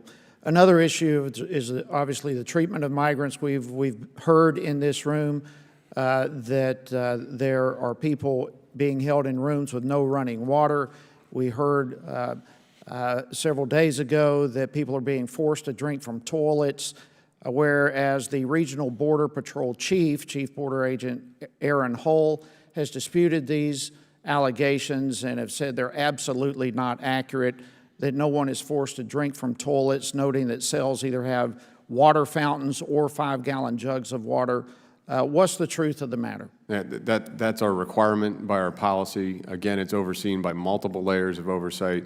Every station I've been to has both either running water, and sometimes a faucet will break temporarily, but has running water or the 5-gallon jugs outside. Children must be kept in the least restrictive setting. Their doors in their areas where they're being held are not even locked, or they're able to move around freely. So we're providing water consistent with our policy, directly available in our custody. Maintaining border agents has got to be in recruiting, and there's got to be a serious problem. I know you're working on it. There's about 7,000 fewer than needed, as I understand it. Does it help when some elected officials refer and liken our agents with Nazis and claim that the agency is running concentration camps? Yeah, I talked about in my opening how unproductive and unacceptable demonizing law enforcement professionals who are, they chose a career protecting others is. It does not help. We are turning the corner on our recruiting due to about 36 process changes we made over the last several years at CBP. We hired more agents, net agents last year than we started the year with, and we're going to do that again even with the shutdown. So we're making some progress, but it is a challenge in this media and political environment. Thank you, Mr. Secretary. I'll yield back. Thank you very much. As we go to Mr. Rutter, I want to just clarify something, because we have a way at times of hearing a few words and then we repeat them over and over again. Mr. Heiss just said something that I didn't say. And from the very beginning, I said, I don't want us to get confused with regard to the, Mr. Secretary, with regard to the good work that the folks down there are doing. What I was saying, and I know what I said, is that you were a co-signer of the zero policy document. Is that right? Would you agree? Would you like the context on that, Mr. Chairman, or just no? I just want because I'm really not, I just want to make a point. Just trying to correct him. Yeah, you were involved in that policy. I signed a memo Right, you signed a memo for increasing prosecutions for immigration violations at the border. And I will give you time later on to explain that. And all I'm saying is I felt that there was an empathy deficit there in that. Not knocking the Border Patrol people, and didn't say that. All right? Now, Mr. Rutter. Mr. Gomez. Mr. Gomez. Thank you, Mr. Chair. Before I start, I want to break up my questioning. The percentage of the individuals coming from, that are apprehended at the border, what's the percentage from Mexico? What's the percentage from Guatemala? What's the percentage from, the three countries, Guatemala, Honduras, and Nicaragua? So this is the first year, Congressman, that we've had a higher percentage from any country other than Mexico. And for every month of this year, the number's been higher from Guatemala than Mexico. And for 5 of the 9 months this year, the number's been higher from Honduras than Mexico as well. And additionally, have you heard of the fact that net migration from Mexico is inherently zero? I have. Additionally, the undocumented population in the U.S. has decreased, and that's because a lot of Mexicans are returning back to Mexico. I've definitely seen studies on the first point. I'm not sure that second point would be accurate at this stage, given the flow we've seen this year. So, and the reason why I want to bring that up is that there was a claim made earlier that says immigrants know if they bring a child to the border that they'll be able to cross and to get asylum into this country. And it seems that we only focused on what they call the magnet, right? Right. But yet at the same time, do the Mexicans also know about this magnet, the fact that as you claim? Actually, we're able and much more successful at repatriating Mexican families than non-contiguous families. But as you noted, the numbers have been down from Mexico, not necessarily because they couldn't take advantage of the same loopholes, but because Mexico's economic development and opportunity creation has exceeded the push for migration. They've also had a very significant demographic shift where the birth rate is about similar with the United States. Yeah. So I don't believe that that's a lack of taking advantage of the loophole. Okay. My point, that's exactly my point. Everybody always makes it seem that this is like, that there's this big magnet that draws immigrants to this country and it's just here. But there's also the push factors in these other countries, economics, violence, that push those people to flee, right?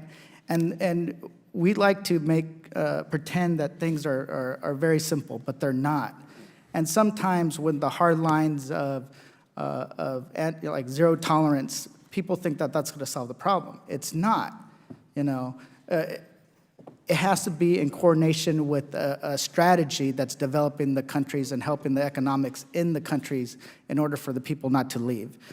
Shifting millions of dollars of aid from the Northern Triangle countries to Venezuela is not smart when it comes to immigration. I believe Venezuela has a different issue and we have to get money to that country, but that complicates the situation. Before I run out of time, I wanted to move on to a different issue. Could I respond to that point? Because I believe a multifaceted strategy absolutely requires engagement with Central America. I've been to Central America 3 times in the last 6 weeks, met with all 3 presidents, including the incoming president of El Salvador, advancing cooperative efforts on security, targeting transnational criminal organizations, and fostering economic development are absolutely essential parts of the administration's strategy.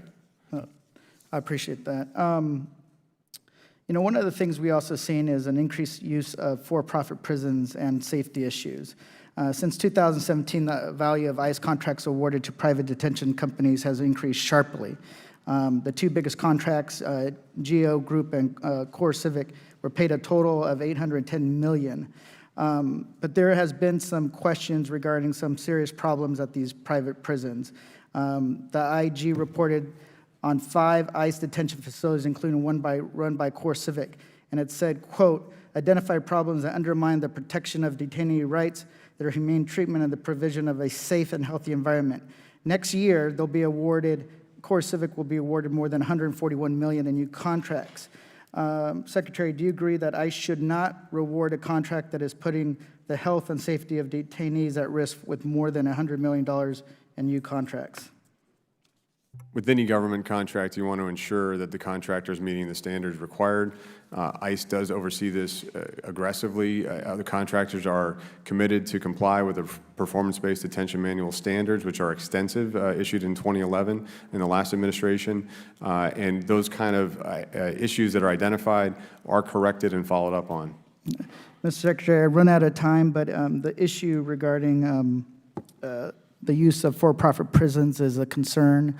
Some of the safety complaints that are coming out of these prisons is a concern. I would love to follow up on that. But with that, I yield back. Mr. Norman. Thank you, Mr.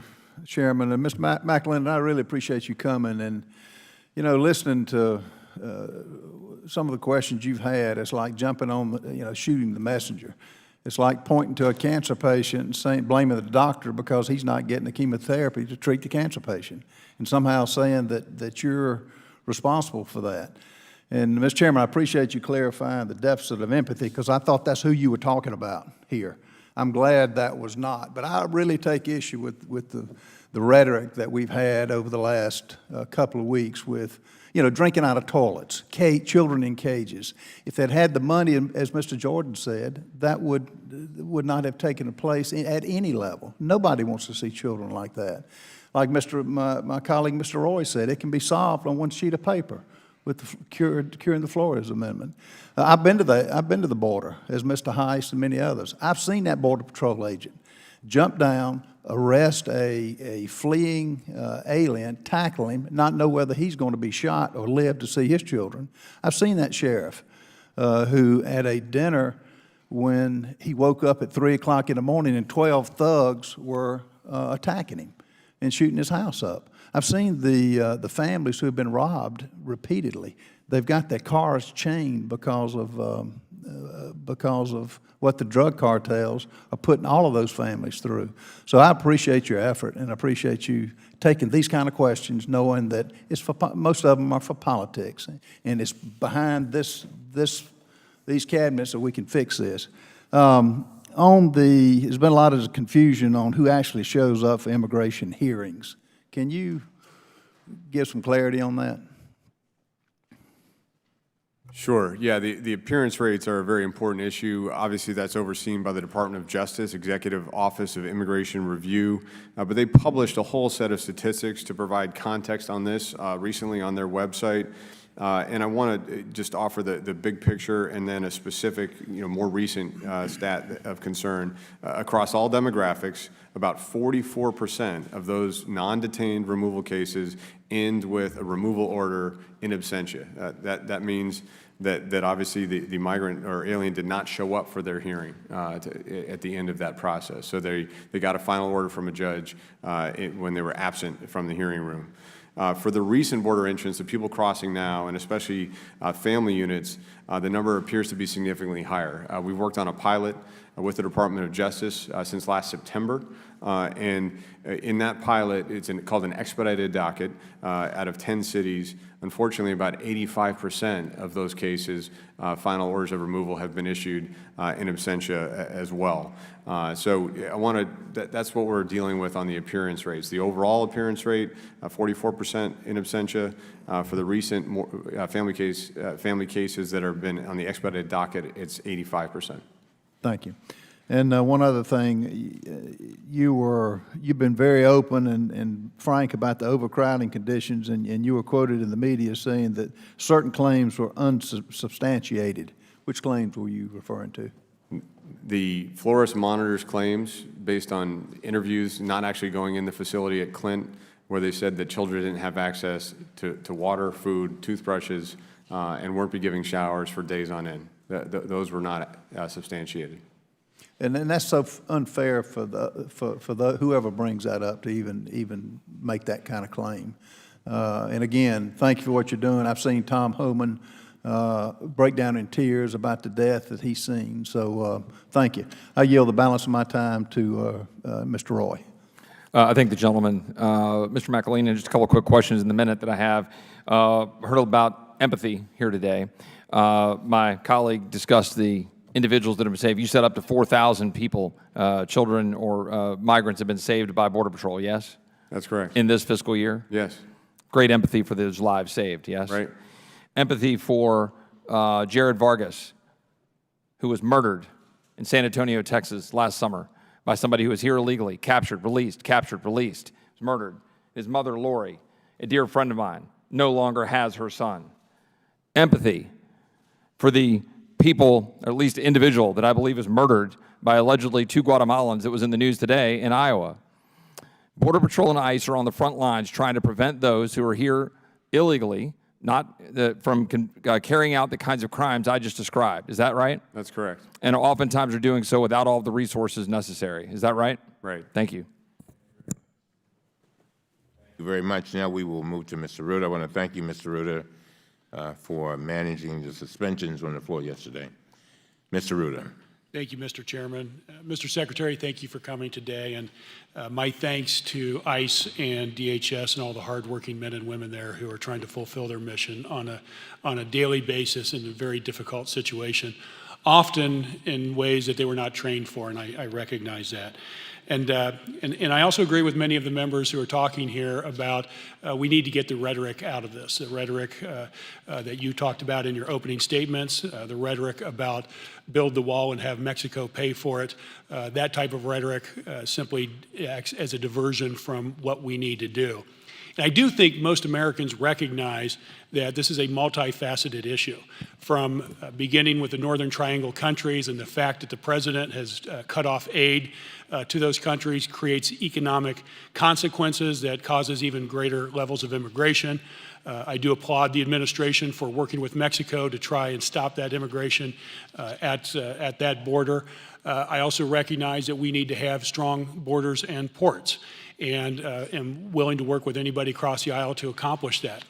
But I also think all of us want to make sure that we have the appropriate response for a country as great as ours at the border to make sure that those who have come here are treated with dignity, respect, security, and safety. And Mr. Secretary, I want to discuss a key finding in the committee staff's report. According to the DHS data, even after separated children were reunited with their parents, hundreds continued to be detained with their parents for weeks or months in so-called family detention. At least 380 children spent time in family detention. More than 300 were held for more than 20 days, past the legal limit. Some were held in detention for up to 5 months. Under the Obama administration, there was a successful alternative for families seeking asylum that didn't have them in long-term detention, but President Trump canceled it. It was the Family Case Management Program, which we talked a little bit about earlier. And that program had a 99% success rate, costing taxpayers $36 per day versus $319 per day to keep them locked up in detention. And you said that that program wasn't successful, and I'd like to understand why, and if you could elaborate very briefly on that, I would appreciate it. Sure, and thank you for your comments.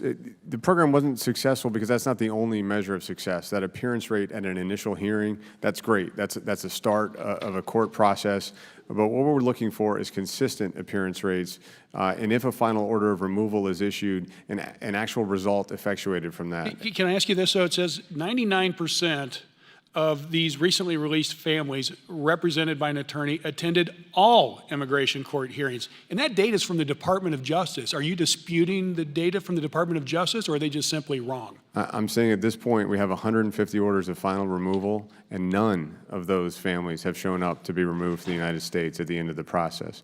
If they're not detained, there's a very difficult chance to effectuate that final order of removal. It ends up being an ICE officer going into a community to try to find that family. So you are saying the data is wrong and the Justice Department's data is incorrect? I'm saying it's incomplete. Because a successful program results in actual repatriations or a finding that somebody has a right to asylum or an immigration right to stay in the United States. So let me ask you, when that decision was made, who made that decision to cancel that program? I don't know at the time. I was at U.S. Customs and Border Protection.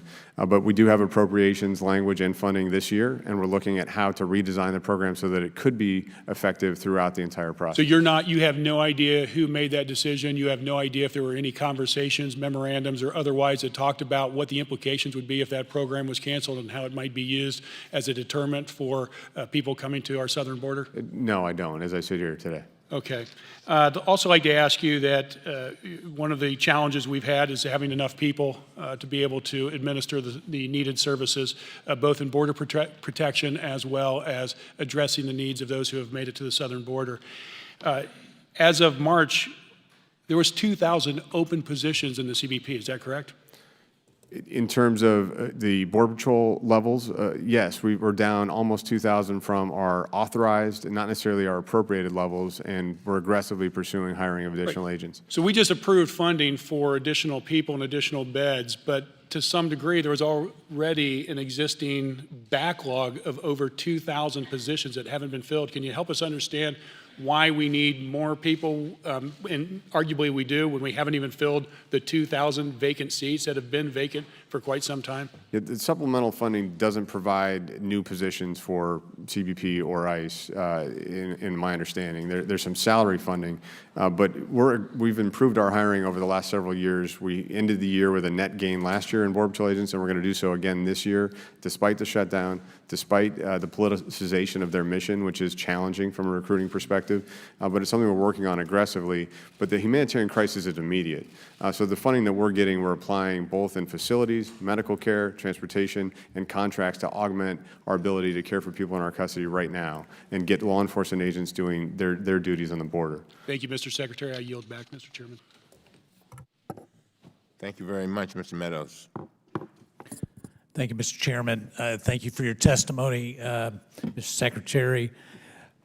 Today has been interesting because I've seen some of my colleagues on the other side of this particular room actually come together in a way that I have not seen in previous hearings. So I want to thank you for being straightforward.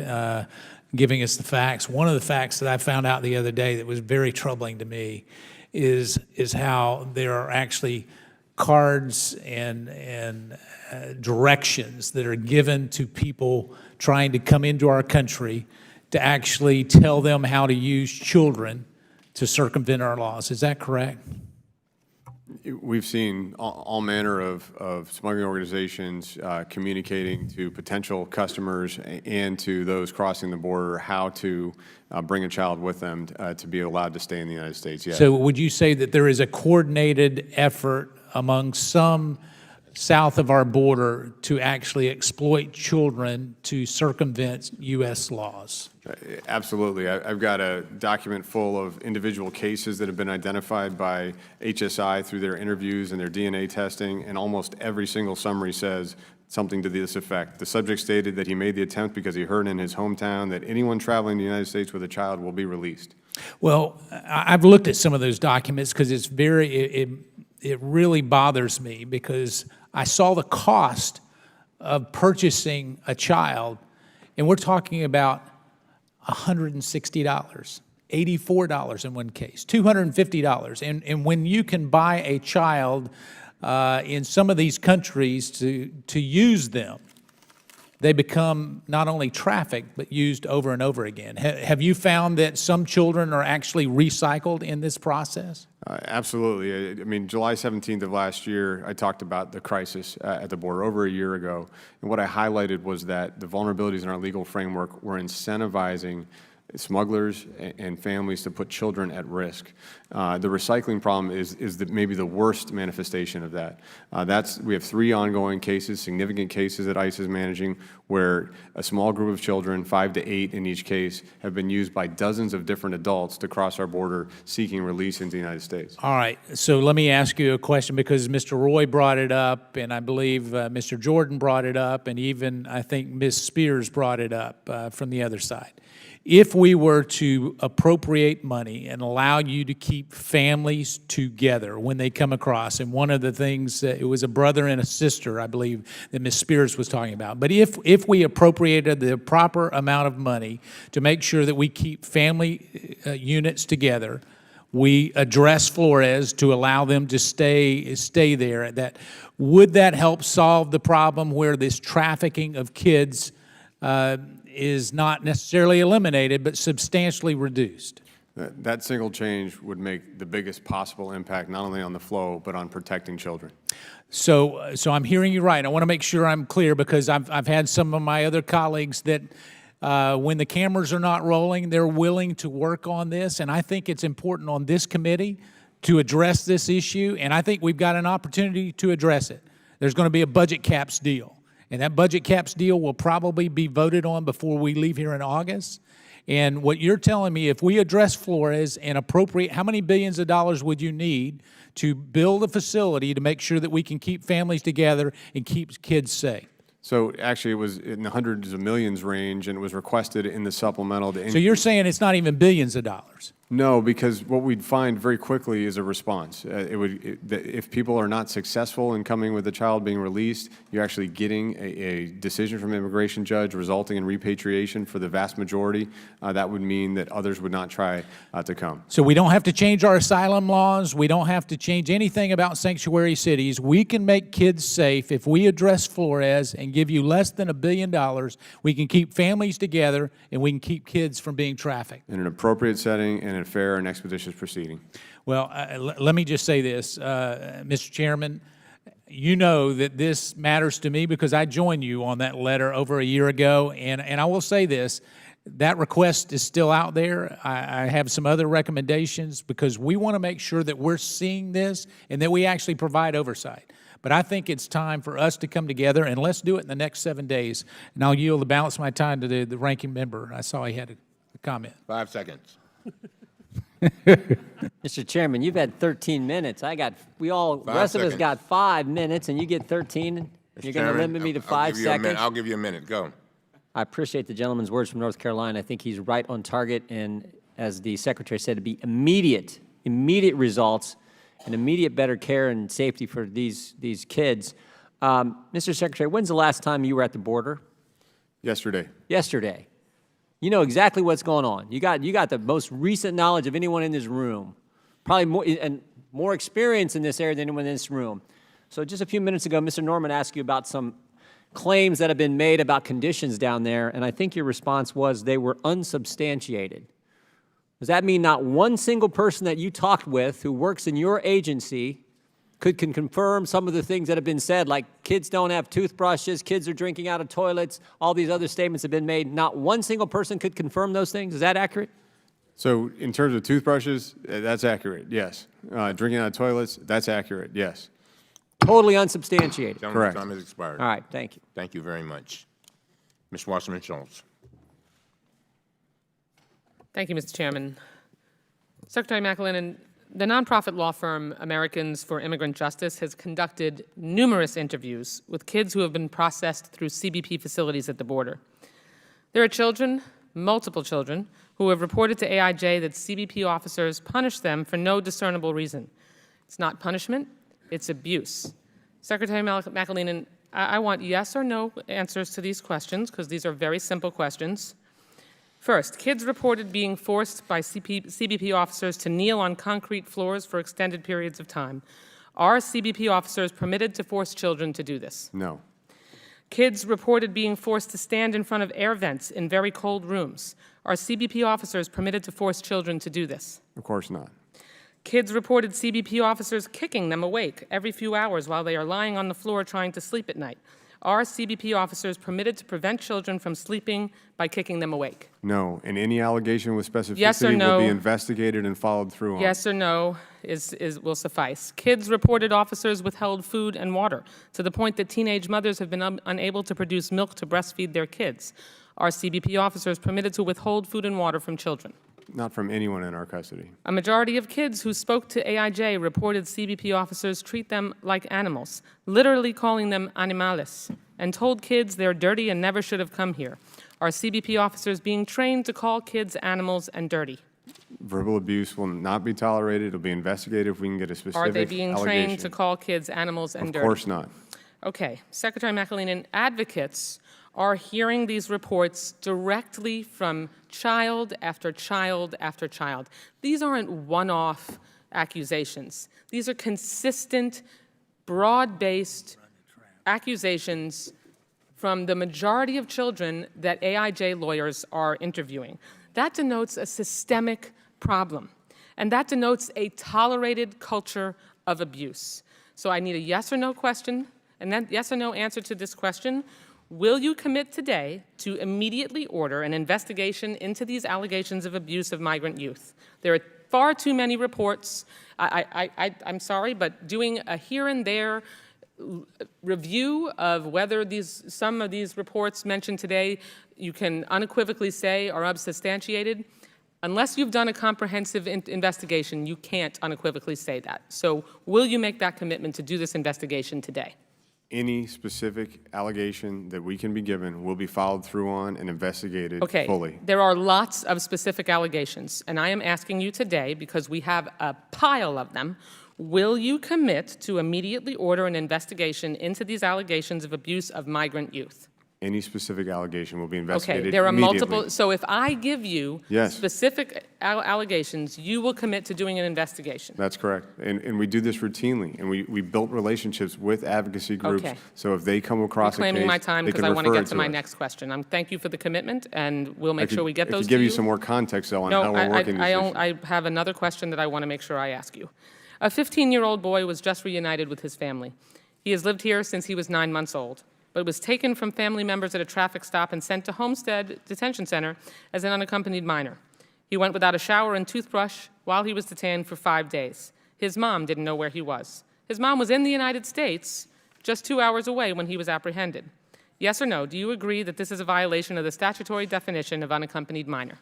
I'd have to see the details of that case. I'm sorry, you know the details of this case. It was in the newspaper. You should be very familiar with this. I don't, but I can tell you that— It is tiresome that every time you're asked a detailed question, and you did this in the Homeland Security Appropriations Subcommittee, Mr. Secretary, you never seem to be able to answer or bring answers to detailed questions to hearings when you're questioned. We followed up with a briefing for you with all the details of that Let's not even question. get into the briefing you followed up with me on. That was unacceptable.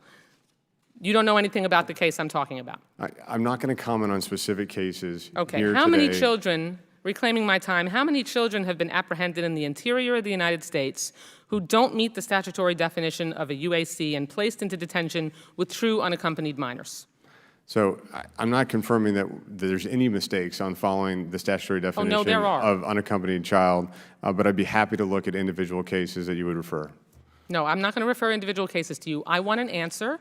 I want you to look into how many children have been detained by your agencies who don't meet the statutory definition of unaccompanied minor and have been housed with true unaccompanied minors. I want an answer to that question and the number.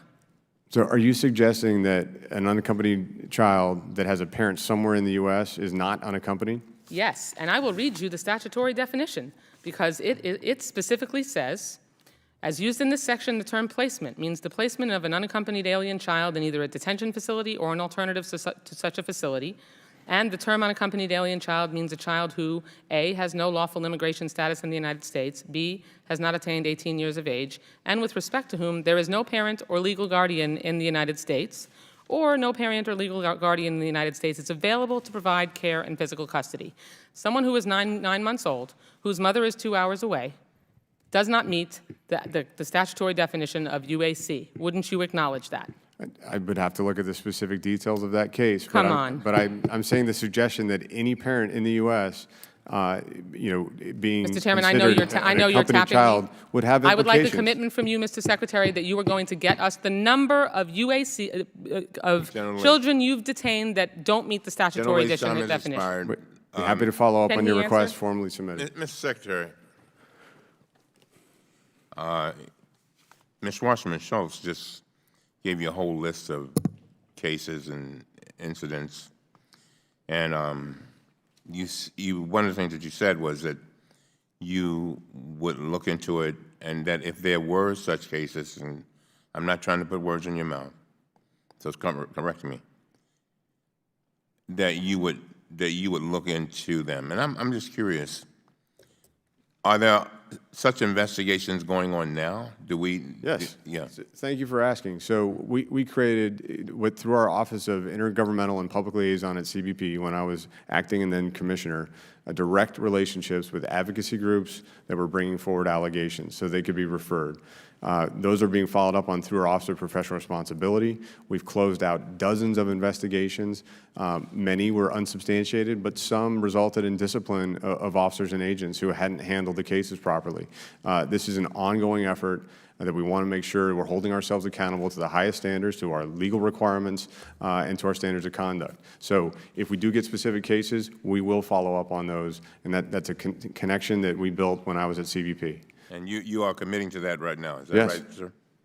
All right. Any thank you. specific allegation will be followed up on, Mr. Chairman. Absolutely. That is our responsibility. Thank you. Thank you very much, Mr. Grothman. Thank you very much. First of all, Mr. McAleenan, I'd like to thank you for being here today. It's unfortunate it's a flyout day, and as you can see, a lot of congressmen are missing your fine testimony. I would love it if sometime in the future we could have you come here again, because 5 minutes really isn't enough to ask you the questions we have, and unfortunately, too many people aren't here. I've been at the border twice myself. I think you guys are doing a tremendous job. I couldn't help but be impressed by the professionalism that your staff showed and the high morale they had, despite some people saying there wasn't a crisis at the border. And I know your people have done all they can to educate the public there was a crisis at the border. Now, one of the things that intrigues me is sometimes children are coming here with people who are not their parents. And I compare it to how we treat children in American society. If one parent tries to grab the child away from other parents, we have court hearings, we have all sorts of hoopla. I think we would never stand for an aunt or uncle grabbing a child away when the parents are far away. Could you elaborate a little bit on the concern of children being here who somebody purports to say is their parent but turns out isn't a parent or relative? Is this a concern? It's a concern, obviously, for the safety and welfare of the child, to make sure they're with a parent or guardian, but it's also the legal requirement under the Trafficking Victims Reauthorization Protection Act. Protection Reauthorization Act.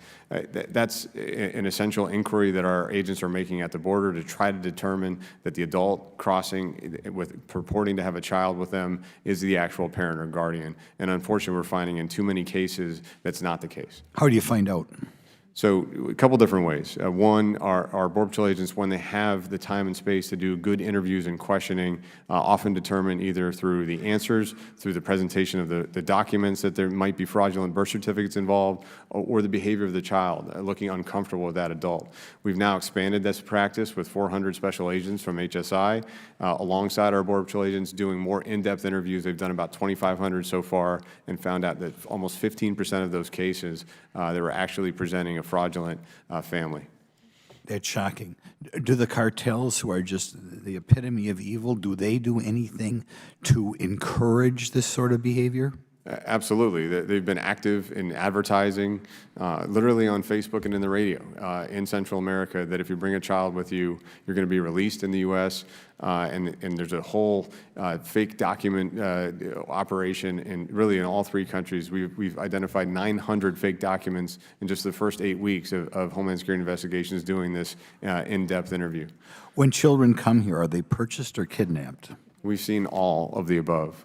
We've seen rentals, purchase, kidnap, delivery to a relative or parent in the U.S., and outright human trafficking.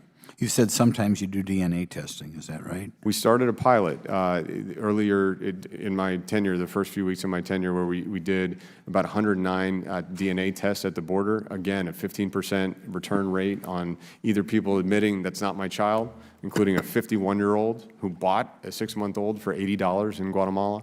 And it's a real concern. We want to expand our DNA testing coverage with the new rapid DNA technologies that are coming out. Okay, one other concern, which is I think maybe a difficult thing for you to worry about, though I was concerned about it when I heard previous testimony. In America, we go through a great deal to make sure that something doesn't happen to a child if one parent would object. And it occurs to me that if somebody shows up, even if it is their child, do we know if the other parent is there, whether that parent is agreeing to allow this child to be brought in the United States, or if a child shows up and is eventually given to somebody who purports to be your aunt or uncle, which is, I understand, what's going on? Do we have any legal way of knowing this is right, or for all we know, we may have a situation in which one parent is absconding with the child without the other parent knowing? So we do have concerns that could be happening, and they're even heightened more greatly when we have an unaccompanied child who's coming to the border, often had a smuggler paid by a parent who's here in the United States. I don't think most people realize that most of these unaccompanied children are being released to parents or relatives in the U.S. who are also here unlawfully, who may not have permission to work in the United States, and yet these children are being released to sponsors in the U.S. under the operation of law and restrictions been placed by Congress in the current appropriations and supplemental. And the default is to allow them in the country, even though maybe another parent somewhere else would have wanted that child to stay with them? Correct, and we've had all three ambassadors from the Northern Triangle countries assert that those governments should have some say in what happens to that unaccompanied child. Absolutely. I mean, if they're ignoring the wishes of the courts in Central America, I mean, that's just appalling. Well, I'd like to thank you for being here again. I intend to go back to the border, to go back to El Paso within a couple weeks and talk to your folks again. And I encourage my colleagues to go down to the border and see what a fine job you're doing despite being underfunded by Congress. You'll see a dramatic improvement in the situation in El Paso from 5,000 in custody to 500 today. Ms. Hill. Thank you, Mr. Chairman. So I completely rewrote my question line because I think we just need to acknowledge across the board, this is hard. This is a hard thing for us to be tackling. It is something that Americans can't agree on and that we as policymakers can't agree on. And in the meantime, people are hurting in so many different ways. And regardless of the politics on this issue, I don't believe that anyone looks at the pictures of children in cages and feels good about it. I don't think that anyone looks at those pictures and feels proud to be an American. And I'm guessing you don't either, and neither do those Border Patrol agents who feel a major dissonance between what they signed up to do and what they have to do now. This is an emotional issue for everyone, but the more we grandstand, the fewer options we're left with. And if someone showed up at my door asking for help, I'm glad to know that I have a doorbell. I'm glad to know that I'm the one who gets to make the decision, and if that person is there legitimately in need or if they're there to rob me or do me harm, because it's my house and it's my door. Border Patrol agencies should provide the function of guarding the door, but they shouldn't be the ones who are caring for kids. In the same way that if someone comes to my house bleeding, I'm not going to be the one who pulls out a suture kit and gives them stitches. I'm going to take them to the hospital or call the paramedics. I hope we can agree that once we do know that people aren't trying to rob us or do us harm, that they can be treated and should be treated with the dignity and grace of the United States of America. But let's be real, it's not the Border Patrol agents who should be doing that job. And Mr. Secretary, I think you know as well as I do that we're in this reality of a severely divided government that reflects a country that's divided too, and our democracy is a simple reflection of the will of the people. There are people in this room who believe we need to abolish the law enforcement agencies at the border, and there are people in this room that believe that no matter what the circumstances, we should keep our doors closed to everyone. And of course, the president's policies and remarks reflect that same belief.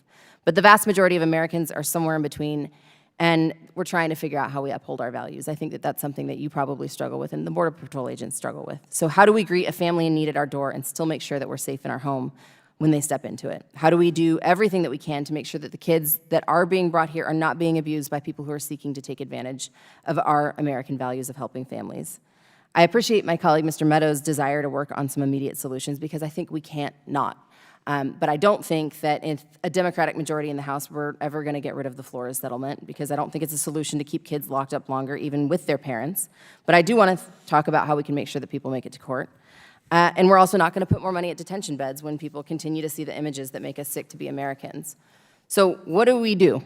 This is my question to you. Knowing the reality is not probably what you would want it to be in terms of what's going to happen, what can we do that's somewhere right now that is going to get fewer kids to be in those kinds of situations, that's going to make an impact at the border, and is just acknowledging the simple reality of what we could actually pass here and now with the kind of divided government that we have? So I guess I don't want to accept yet that the better system that we had before in the prior administration, having families kept together for 40 to 50 days in a campus-like setting in a family residential center with education, recreation, medical care, and courtrooms right there on site is not something that the Congress could consider in this environment. So is there a way that we could even learn more about this kind of campus setting? Is this something that we have that we could, even begin to propose to people that, or they're, I don't think that people understand that there could be a difference, right, between what we've been seeing. Right now, these are the images that are stuck in people's minds. Yes. So, if you're describing something different, listen, that doesn't sound crazy, but it also isn't what people think is really going to happen. I think we could have a meaningful conversation. First of all, I would invite you to visit one of our family residential centers in Dilley or Karnes, Texas. But also, if there could be a dialogue about how to do this better, there could be a dialogue about even improving the standards that exist there, if we could get the funding to do so. I think that's the right way to handle this. We're not seeing successful results from immigration cases when anyone is released from the detained custody, but especially for families. They're more likely to cut off their bracelets. They're less likely to show up for hearings. They're less likely to respond to a final order of removal. So being able to address that at the border in an expedited and fair way with due process is a much better solution than what we're doing now. So if we're doing that at the border, are there agencies, and I realize money has to be a huge part of the solution. There's no way around that. But if we're doing that at the border, let's assume that CBP is going to play a role in it. But do you think that there needs to be involvement of other agencies, community-based providers, things like that? Because I also, I think case management needs to be part of it too. And if we don't come to some kind of a place where it's extending the time for the Flores settlement, then how do we make sure people still show up to court? I think there could be a meaningful discussion about how to accommodate concerns and interests that both parties would raise and how to do this right. So what do you think is the next step to make sure that we actually have that meaningful discussion? So Department of Homeland Security has provided technical assistance to Congress on the way they would like to structure that. And there's a discussion going on in the Senate Judiciary Committee. It'd be great if we could start one here in the House as well. And I'd certainly be willing to work with any member who wants to have a serious dialogue on these issues. Thank you. I yield back. Mr. Armstrong. I actually agree, but in talking about the reality, but I think one thing that happened, we talked about earlier, and we have to also be able to educate people on how the things work, how the world works, particularly in the areas of where these people are coming from. And we know this because there are many that think that just being from El Salvador, Guatemala, or Honduras should make sure that you immediately qualify for asylum, and we know that as an argument. But then at the same time, as we're working through this, and we heard this last week in the hearing too, we hear like unsubstantiated claims of criminal activity. Well, Honduras is is an incredibly violent country. It has one of the most corrupt governments in the entire world. Their criminal justice system is directly connected, their entire government to elite and power people in different cartels. Guatemala is controlled in a lot of ways at all levels of government by powerful criminal organizations. Their criminal justice system is flat out inept, and I can't even find statistics on it. In El Salvador, 92% of the crimes go unpunished. So when we're talking about this, I'm assuming when you have somebody come to the border and you are doing this, you don't call the clerk of court in El Salvador and do a criminal history check. Is that correct? I'm assuming you do that, but that's not the end of the inquiry. Well, we don't call the clerk of the court, but we have a relationship with the national police in El Salvador and do share information with them. But, so criminal convictions in and of themselves, how many of the cartels are directly connected to the governments in those countries? So I don't want to cast broad aspersions on the governments or connections to organized crime. The cartels are not as present in those three countries. They're more violent gang activity, and frankly, in the last 5 years, they've all made significant strides in reducing violence, 40 to 70% reduction in murder rates in the three countries. So it's a little bit more complex than just kind of painting a broad brush on all three governments. But that's what I'm saying. You don't treat it as a normal criminal justice inquiry. You use your allies. Sure, it's not dispositive. And again, we make judgments based on our direct interaction, our liaison and attaché personnel in country who work alongside these law enforcement agencies. Many of the programs that we get information from are actually supported by State Department, International Narcotics and Law Enforcement Bureau. So that gives us greater comfort when we're using different pieces of information from partners. And you're confident in the intelligence gathering you do in these scenarios? Again, no blanket statement. Yeah. But in these scenarios, when we're trusting that information, it's because we've vetted the process and have a program and a relationship that we think we can verify. And then I'm going to piggyback off the last question, except I'm not going to place it in you having to deal with the partisan nature of Congress. I just want to ask you, what are 3 concrete steps Congress could do right now to help the situation at the border? The 3 things that the floor dialogue I just had with Congresswoman Hill, the Trafficking Victims Protection Reauthorization Act, we've offered a process to the administration in January and again in May, one of my first weeks as acting secretary, a process where children could seek protections safely from their home country or a neighboring country, but we would have the balance of being able to repatriate those children who arrived at our border if they did not meet those standards or didn't avail themselves of that process. And the third is a modest change to the credible fear standard as we assess asylum claims from a standard which 85 to 90% of people are clearing to a more rational connection to the ultimate results of an immigration judge. Those are the 3 major authorizing changes that we're looking for from Congress. I thank you. And then with that, I yield to the ranking member.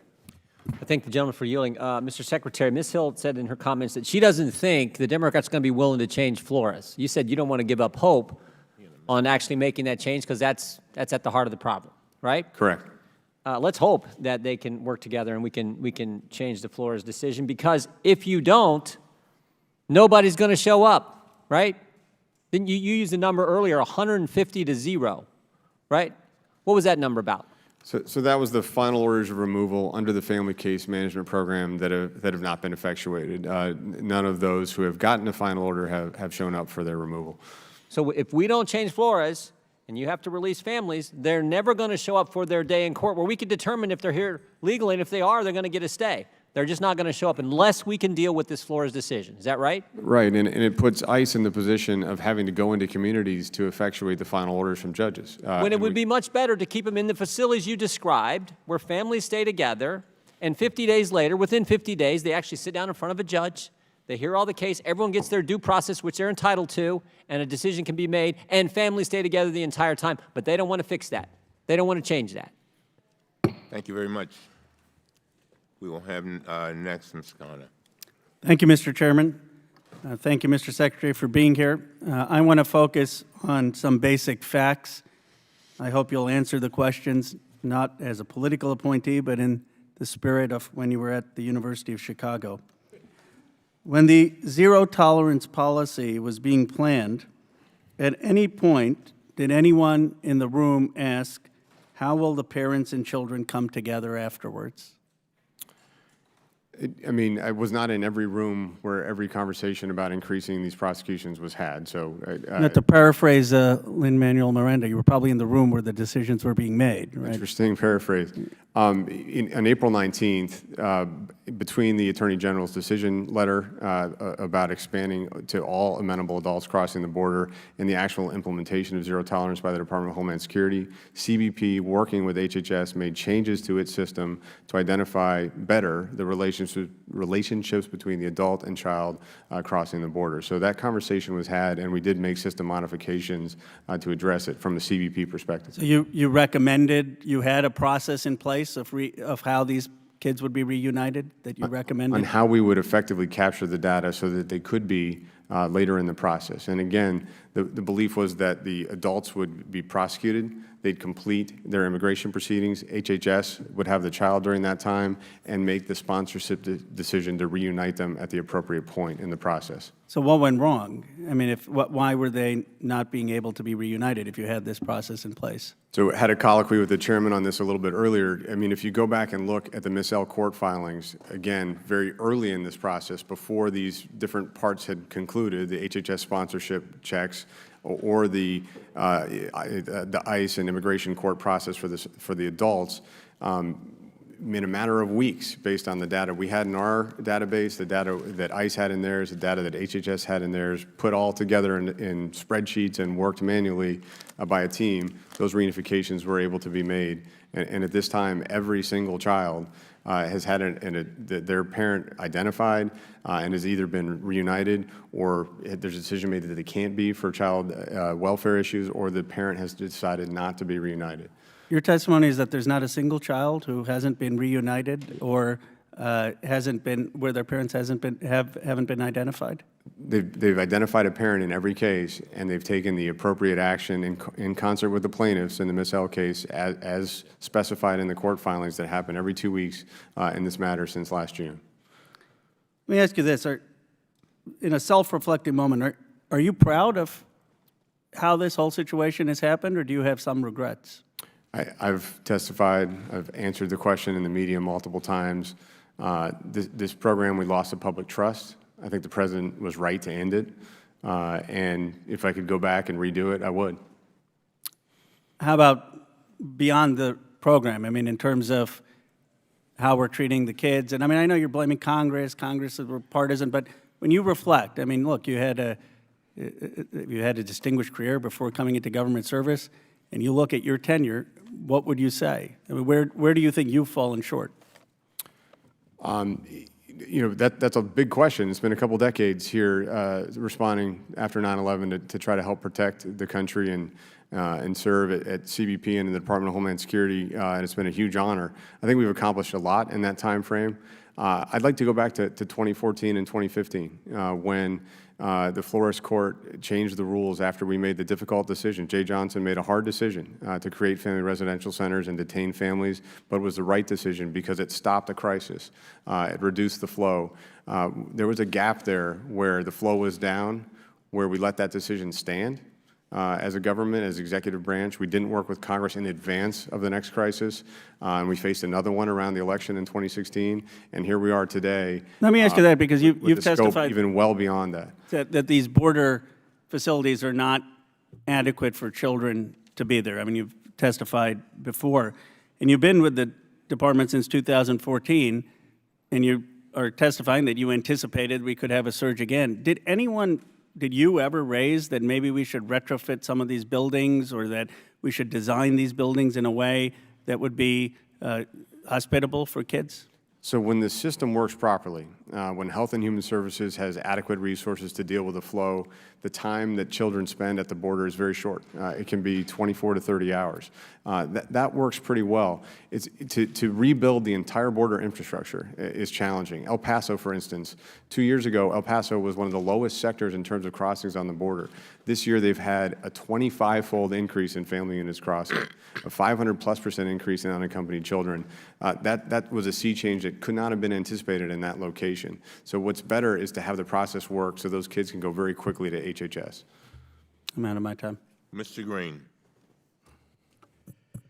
Thank you, Mr. Chairman, Ranking Member, and Secretary McAleenan. Thank you for coming today and for your testimony.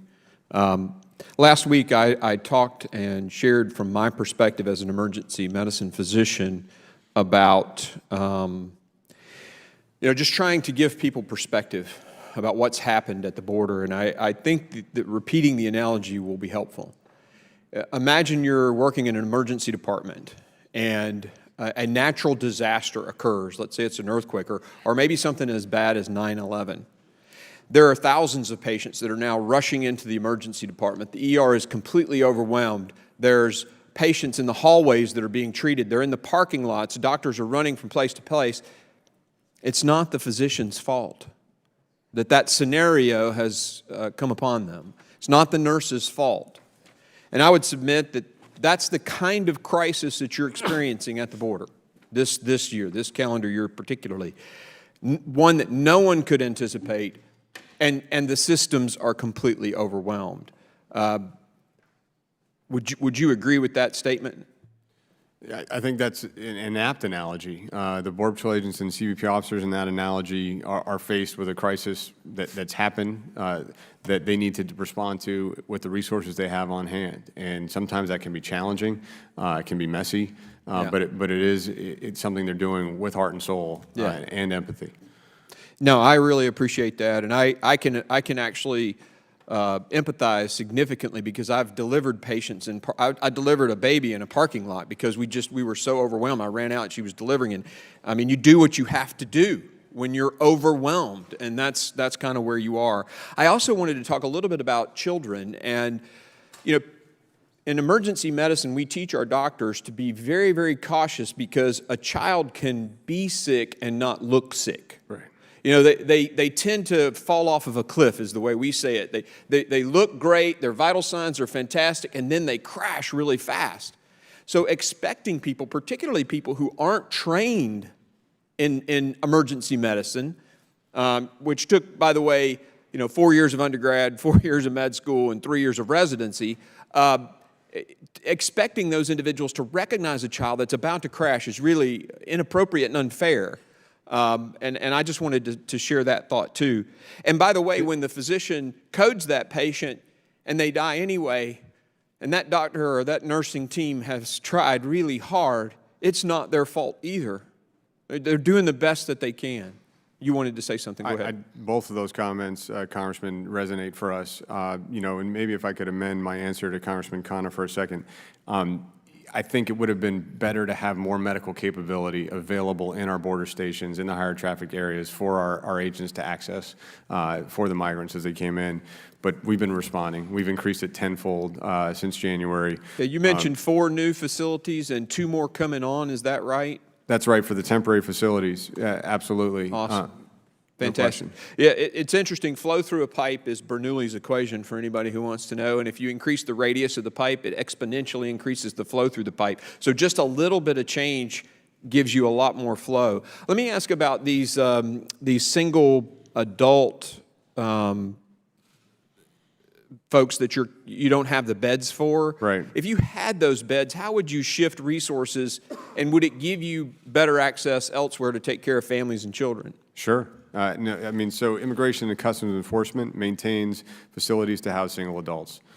We requested thousands more beds than we got in the appropriations in FY19. We requested $200 million worth of additional beds in the supplemental. We didn't get any of that funding. Okay. So that's why we're experiencing that backup at the border, which is taking Border Patrol agent time away from either policing the border or caring for the more vulnerable populations crossing. Yeah. So if you had that diameter expansion, you'd be able to have more capacity and be able to shift resources to take care of those families and those children.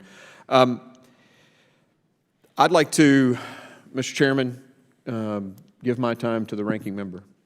Thank you. Thank you, Mr. Thank you. I thank the gentleman for yielding. Just one question. It would be better for them, people seeking refugee status, to be able to apply in country rather than take a very dangerous journey all the way up to Texas and make those claims. Do you know who said that, Mr. Secretary? Other than me and some other members of the administration recently? President Obama. Okay. Yeah, so it wasn't just the Trump administration, it wasn't just you. President Obama made that statement, and that seems to me the exact same thing Senator Graham is proposing in his legislation, which would be another thing we could do to help deal with the situation. Isn't that true? That is correct. Thank you very much. Ms. Tlaib. Thank you so much, Mr. Chairman. I know it's really frustrating. I know for my residents, President Obama is not the president anymore. I think we need to get over it and move on and know that we have a crisis and that we need to address it. And so, Mr. Secretary, thank you so much for coming before this. I think you're serving your agents by being here and telling the truth as much as you can. Provide more to us, and actual information is going to help create the sense of urgency to help not only your agents, but the children and families at the border. Mr. Secretary, there's been a lot of discussion in this committee about rhetoric. This rhetoric, talking a lot and kind of dismissing and discrediting many of my colleagues, including Congresswoman Escobar, who's here with us, what we saw at the border. On June 28th, 2019, you were asked about allegations of shocking conditions at Clint, in Clint, Texas. Quote, you said, unsubstantiated allegations last week regarding a single border patrol facility in Clint, Texas created a sensation. But in May, and you dismissing, I think, a report that came out, because in May in 2019, before you made that statement, the Independent Inspector General for DHS issued a report on a border patrol facility in El Paso. Mr. Secretary, were you aware of that report before you, of the poor conditions they talked about, the length of time, the overcrowding, the fact that many were wearing soiled clothing? Were you aware of that report before you said it was unsubstantiated? So I was offered the opportunity to explain what I was talking about earlier in the hearing. I can do it again. No, yeah, Okay. I'm just curious, because when you say that, it's misleading to the American people. Yeah, so no, I hope not, because one of the things I started in my opening statement to show all the times I've warned about the humanitarian crisis, the challenges, the overcrowding in our facilities. I think for me, Mr. Secretary, you that hear people saying that much of what we're saying is rhetoric. And when it's also backed up with you saying those terms, but I appreciate you trying to urge us and trying to identify that there has been a crisis. Yeah, it was not rhetoric when I said that no American should be comfortable with children in a police station for days on end. That's not an appropriate setting for kids. That was not rhetoric. But it contradicts in the way you description. said, by using that word. I think be cautious. I'm telling you just as a mom, just be cautious in the terms that you use, because when you say unsubstantiated, when the IG office just gave you a report before you said that, it does mislead the American people that there isn't a serious issue there, And that just- it's not just to back, be- that there's no Just to be clear, credibility. though, I was talking about the Flores monitor's comments. Let's talk who did about not Flores. go into the Clint station. Let's talk about Flores But real claimed that there were no toothbrushes available for children, that they didn't have water. I understand, They didn't sir. have access to showers when they had all of those things, as I know you I saw when you understand, went sir. to Clint. So Flores was a case because it talks about the maximum you can keep a child is 20 days, as you know. And then it talks about things that you have to have, really important, aid, like food and drinking water, appropriate food and drinking water, adequate temperature control, ventilation, contact with family members who were arrested with the minor, separation from unrelated adults whenever possible. It talks about toilets and sinks. It really goes into specifics. Medical assistance if minor is in need of emergency services. What's wrong with Flores that everybody keeps saying they want to change Flores? Just a single provision. You want to keep kids longer. No, we don't want to change You those wanna keep provisions kids about longer, Mr. conditions Secretary. in our custody. We want to codify those No, positions. you want to keep maintain kids the highest longer. possible It's been very standard. clear from this administration, you want to keep kids longer. We want to keep families together through an immigration proceeding By that's keeping fair and kids longer. expeditious in an appropriate setting. That can't be done in 20 days with due process. That's right. So just admit that, though. Tell people it's not, you want to keep the conditions, but you want to keep the kids longer. We want to keep very high standards, and we're willing to have a conversation about how high those standards should and can be. Yeah. But we need to be able to finish immigration proceedings before people are released. Otherwise, we don't have an effective result. I understand. So, Mr. Secretary, I want to go through something else that's important to what I've witnessed and what I was told. So these are things that CPB agents, your agents on the ground told me. Stop throwing money at this. One specific person. Another said, we weren't trained for this, to separate children. We aren't he said specifically, I'm not a social worker or a medical care worker. This is the most important one. The separation policy isn't working. What do you say to that? So I would say three things. Money is needed to mitigate the crisis. We're applying it effectively now, but I agree. We should change the authorizing law so that we wouldn't have the crisis in the first place, because throwing money at it is just going to continue to manage it. For training for challenging issues and trauma of children, that's a hard thing to comprehensively provide for law enforcement. That's why we're trying to have people on contract in our facilities that have that background and can identify mental health trauma, can identify kids who are suicidal. We've done that hundreds of times since we put that in place last July at my direction as Commissioner of CBP. And your third question?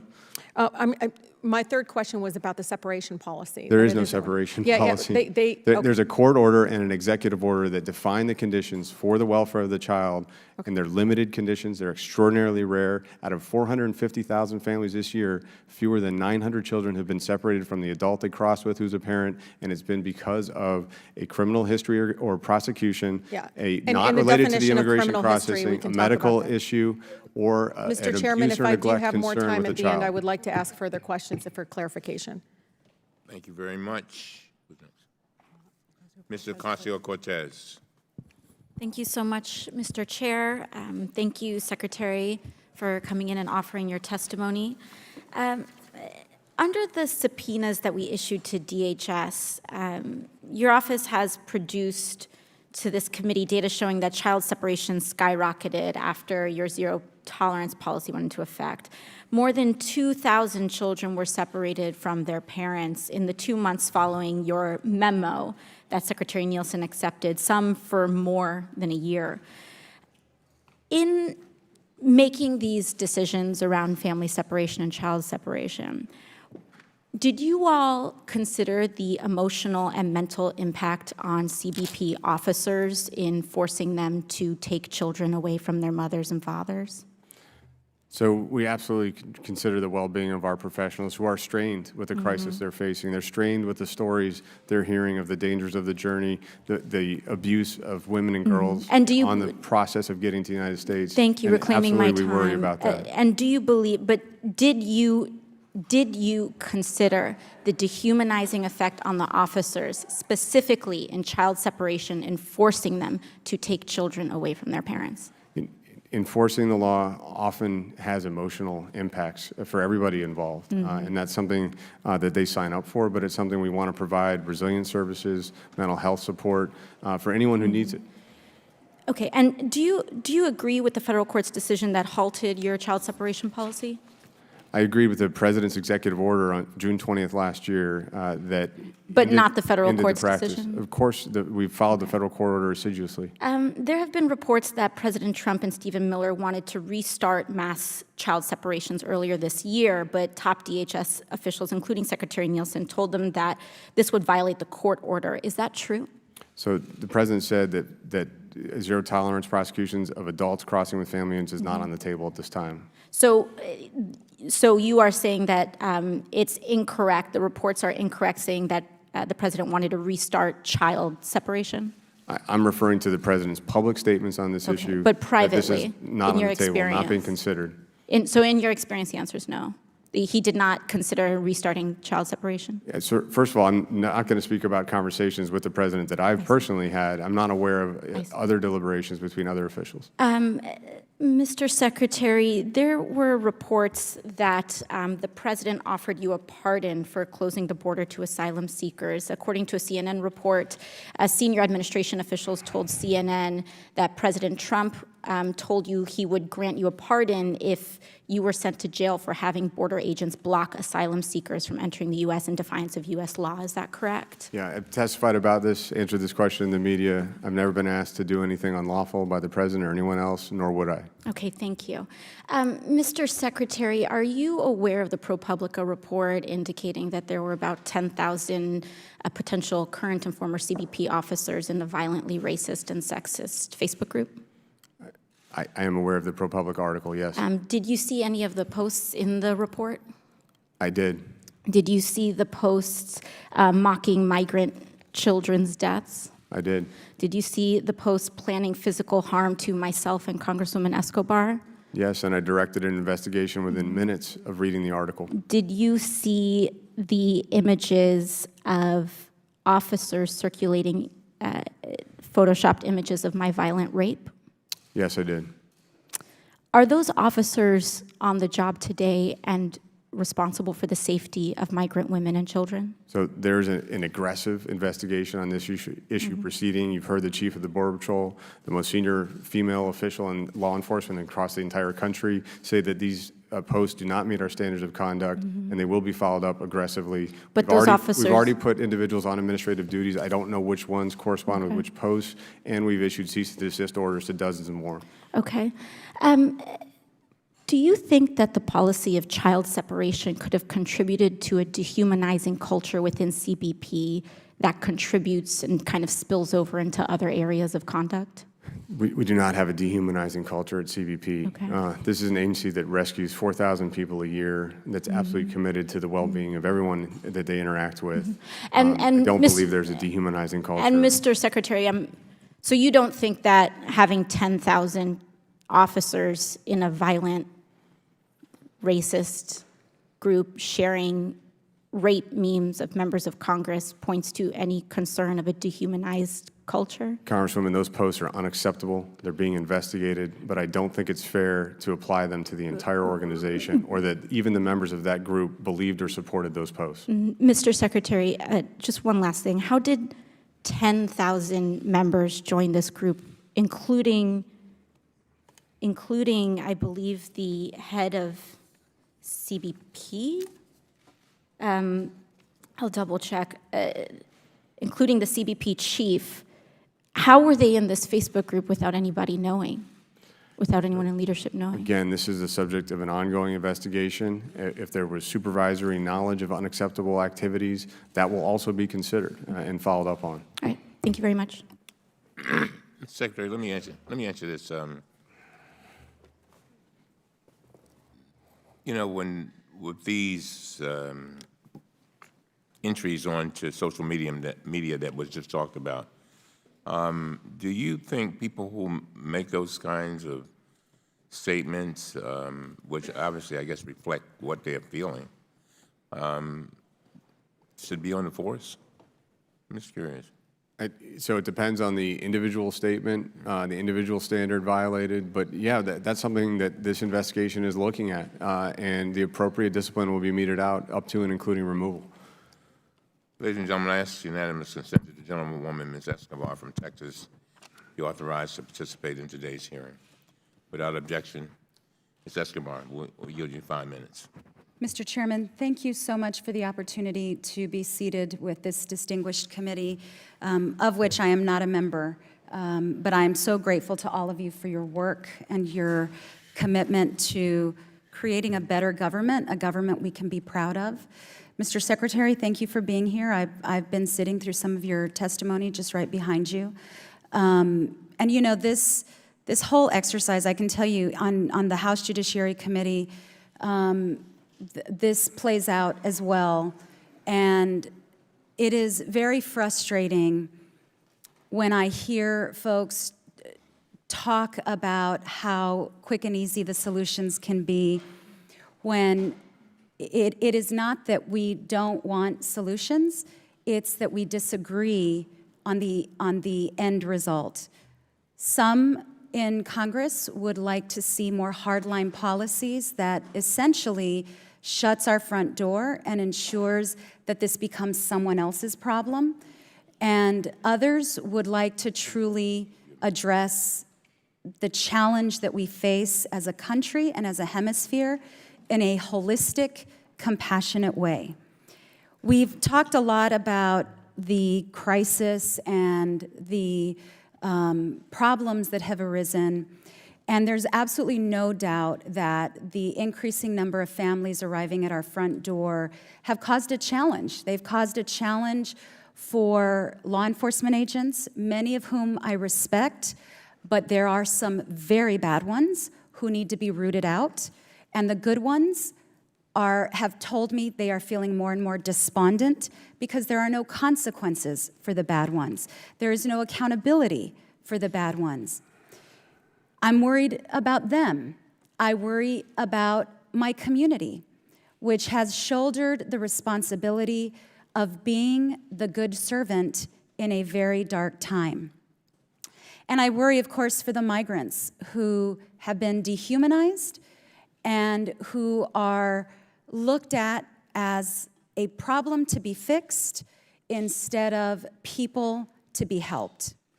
And I feel like so much of this, and I was privileged to testify before this committee last week, so much of this comes down to a choice and how we choose to approach a challenge. And I would tell you that El Paso, Texas, the community I am so privileged to represent, has chosen to respond in a way where we create humanitarian standards for migrants as soon as they're released from custody. We literally, as a community, wrap our arms around people in need. We have a fraction, a minuscule fraction, of the resources available to the federal government, and we have done far better. I feel that the matter of choice is one that is pretty transparent when we've chosen to separate children as a government, when we've chosen to block entry at our ports of entry for legal asylum seekers, and when we've chosen the Migrant Protection Protocol program, which sends legal asylum seekers back into Mexico. So I apologize for the long preamble, but I felt like I had to get that off my chest. I have a couple of questions for you, Mr. Secretary. I shared with you when you first were sworn in, the day that you were sworn in, that I felt you had a problem in ICE, and that one of the problems within ICE is that they are detaining people who could easily be paroled. I used as an example the 9 Indians in custody in El Paso in our processing center who could have easily been paroled and should have been paroled, and after nearly being held in detention for nearly a year, decided to go on a hunger strike, had tubes forced down their nose so that they could be force-fed.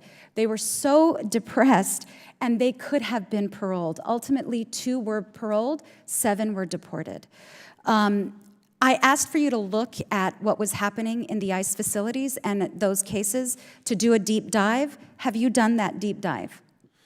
That deep dive is ongoing. Okay. And a number of the cases where we had very long detentions are being looked at. It's a very small percentage. I have data, and I'll be getting back to you on the findings. I appreciate it. I'm going to ask you, I have 13 seconds. I'm just going to ask you if you will provide my office with an accounting of all ICE facilities for the last 6 months, the number of vacancies at each facility, the number of beds filled at each facility, every day for the last 6 months. We keep hearing that there are no ICE beds, that you need ICE beds, that we're out of ICE beds, and yet, interestingly, the president can announce interior raids for which he would obviously need ICE beds. Meanwhile, single adults are held in deplorable conditions, abhorrent conditions, while I suspect there are lots of empty ICE beds waiting for the interior enforcement. So would love that information, please. Would you get that to my office?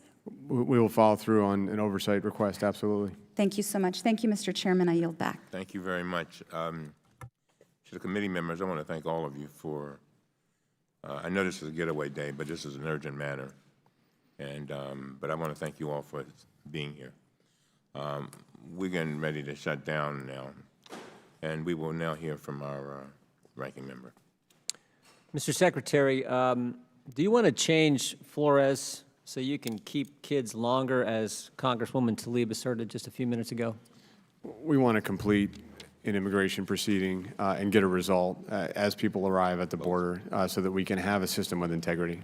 Yeah, you don't want to keep kids long. You want to keep families together until you can actually give them the due process which our law entitles them to receive and make a final determination, right? That's correct. And that seems like common sense to me. And frankly, it was common sense for the previous administration. That's how they wanted to do it. And now when this administration wants to do it somehow, oh, no, we can't go there because of this Flores decision. So if we could, I think we've made this clear. I think you've made this clear this hearing. If you change that, it has immediate impact. It keeps families together. It gives these families trying to get into our country their due process, their Ranking completion, and it gets to a judge can make a final decision and would make everything better for everyone concerned, for the Congress, for the agency, and for the people who made this long trek and came here to this country, right? That's correct. That's what you want to have happen. That's all you want to have happen. But we've heard from the other side, they're not going to do it. They're not going to do it. Sir. And that's the part of that. Mr. Meadows said earlier, we're willing to work with anyone to fix that one thing, which would be the most immediate thing we could do to help with the situation on the border. Republicans are ready. You're ready. My guess is these families, like that picture, that little girl and her parents, they're probably ready for that too, but they won't do it. Let's just do that. I hope today, if one thing happens from this committee, we got a lot of other things that need to happen on the border, but if one thing happens, let's fix that. Let's fix that and stop all the stuff we've heard about and do what you know with your 20 years experience in this, more experience than anyone in this room, what you know has to happen, what you've came here and said, I bet at least 8, 10 times what has to happen, but they've said they won't do it. I hope they change their mind. I hope they'll work with us, and I hope we'll get that done. Thank you for your service. For the guys who work for you, the folks who work for you, thank you for their service and for being here today. I yield back. Ms. Tlaib, I'm going to give you, since the ranking member. Yeah, Mr. Secretary. Wait, I'm not finished. Oh, I'm so sorry, sir. I'll give you a minute and 30 seconds. Yes, sir. All right. I want to thank the ranking member. One of the key things is I don't disagree that we have to fix some sort of policy, but keeping the kids longer in various conditions is my issue, right? The fact that it is a broken system. I believe that CPP agent. I really, truly do. And that throwing money at this, continuing this isn't working. And Mr. Secretary, please share with me and the ranking member. In the 1980s, we had more people come to our border. Detention was very rarely used.